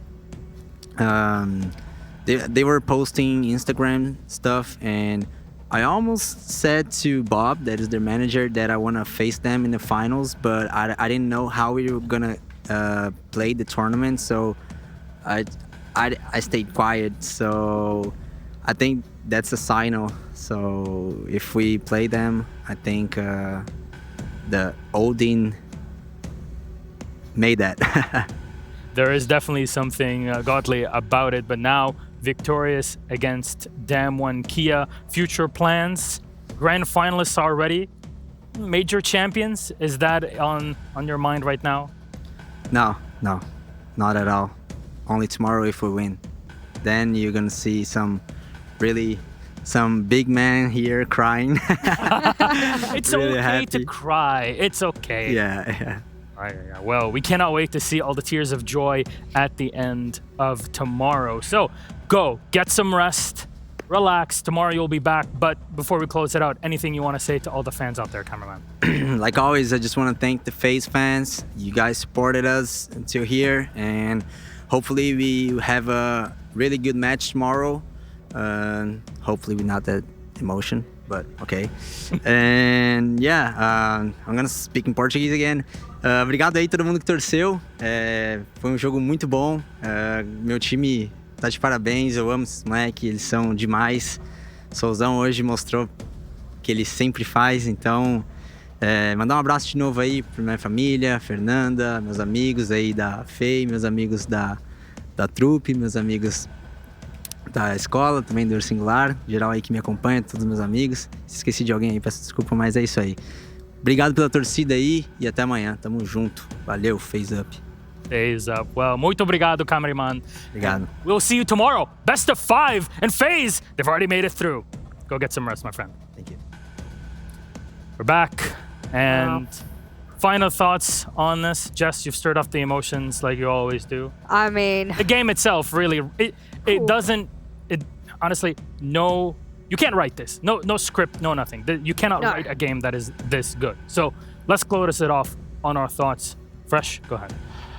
Congratulations to FaZe, obviously. I think I have a slight worry about FaZe that they started the tournament too well and they're dipping down in their form. A normal FaZe, a FaZe at the start of this tournament would have completely wiped the floor with Damwon Kia today, but they can get up for one game. There's no doubt about that. Let's call the MVP, actually, just before you start here. Let's put up on the screen, it's Yas. wow, that is how close it was. Oh. You know a game is extraordinarily close when the MVP is of the losing team. That's how close it was, and I think that he absolutely deserves a nod. We speak about players in regions all around the world. We speak about Houghton. We speak about Shaiko from EU. We speak about even Cyber from Latin America. And unfortunately, people around the world don't know about who Yas is. He's one of the most consistent players from the entirety of APAC North. Stage after stage after stage, event after event. He might have been a little bit quiet at Mexico Major, but that doesn't detract from every other single stage he carries his team into finals, into majors, etc. And I know you were sort of questioning how I felt after it, and I had a banging semi-final in Mexico Major. I've come into this semi-final here in the Sweden Major, and I just can't believe yet again I get another heart-wrencher. It's incredible what these majors can bring us. Kini, your final thoughts on this? I mean, I don't know. That was just such an insane game. I don't have much to say. Like, I was obviously really rooting for Damwon to take this. I really would have loved to see an APAC team in the grand finals. That would have been really cool. It would have been APAC's first. But I'm also extremely happy for FaZe getting their first shot at a major title. And this is your first time seeing the matches from this side of the desk, as usually you're someone that sits in the crowd watching the games at these events. How do you feel like to be here and getting to, get to meet video with these? I mean, being at a venue, whether you're, working as a talent, but even just as a viewer, it's such a different atmosphere And I mean, you really get into the games when you're watching it like this. It's an incredible experience. You were jumping around of joy. I was hoping you were going to say it. All of us man were jumping. Screamed at one time and jumped in the air like 3 foot high. So I go way higher into than I that can. game. Good. That's exactly what we want. We're fueled by passion here, ladies and gentlemen, the talent team in Yevle. But as we kind of go in to close everything, our predictions, what were they? What did they look like going into this game? Well, you know what? 2 of us went for FaZe, and that's exactly what we got. A FaZe victory here on the desk, that is. Myself, Keeney, and Taro, and Fluke, we went for Damwon Kia, and it was extremely close. Honestly, I'll give it to you. FaZe won. Maybe on another day it would have been different, but that's all right. That's exactly It was a 1v1 at the end. It's a 1v1. It's It could not. 1v1 it could would have not made get us correct. Yeah. And they were equal score-wise, round-wise, from one map to the other, going into the third map in the best of 3. It cannot get any closer than this matchup. Our bracket, what does it look like? We already went 1 of our games. What's the second one in store? Wow, it's NIPV Rogue. And they're waiting, at least the victor of them, against FaZe Clan in the grand final. They're going to have to really grind it out today, and they'll have some time, at least overnight, to rest up for it. 2-1 FaZe Clan Damwon Kia. I dare to say the best game we've had all tournament so far. Fresh, Jess, Keeney, thank you so very much for this incredible desk that we've had in our opener and our first matchup of the day. Korea, 감사합니다. Thank you very much for being here, Damwon Kia and Sandbox, performing so well for Korea and APAC. And congratulations to FaZe Clan. We still have 1 more game to go. It's NIP and it's Rogue. Will you finally make it to the grand final, just like they did in Mexico? Or it will be all LATAM, all Brazil in the finals? Well, see you in a moment to decide.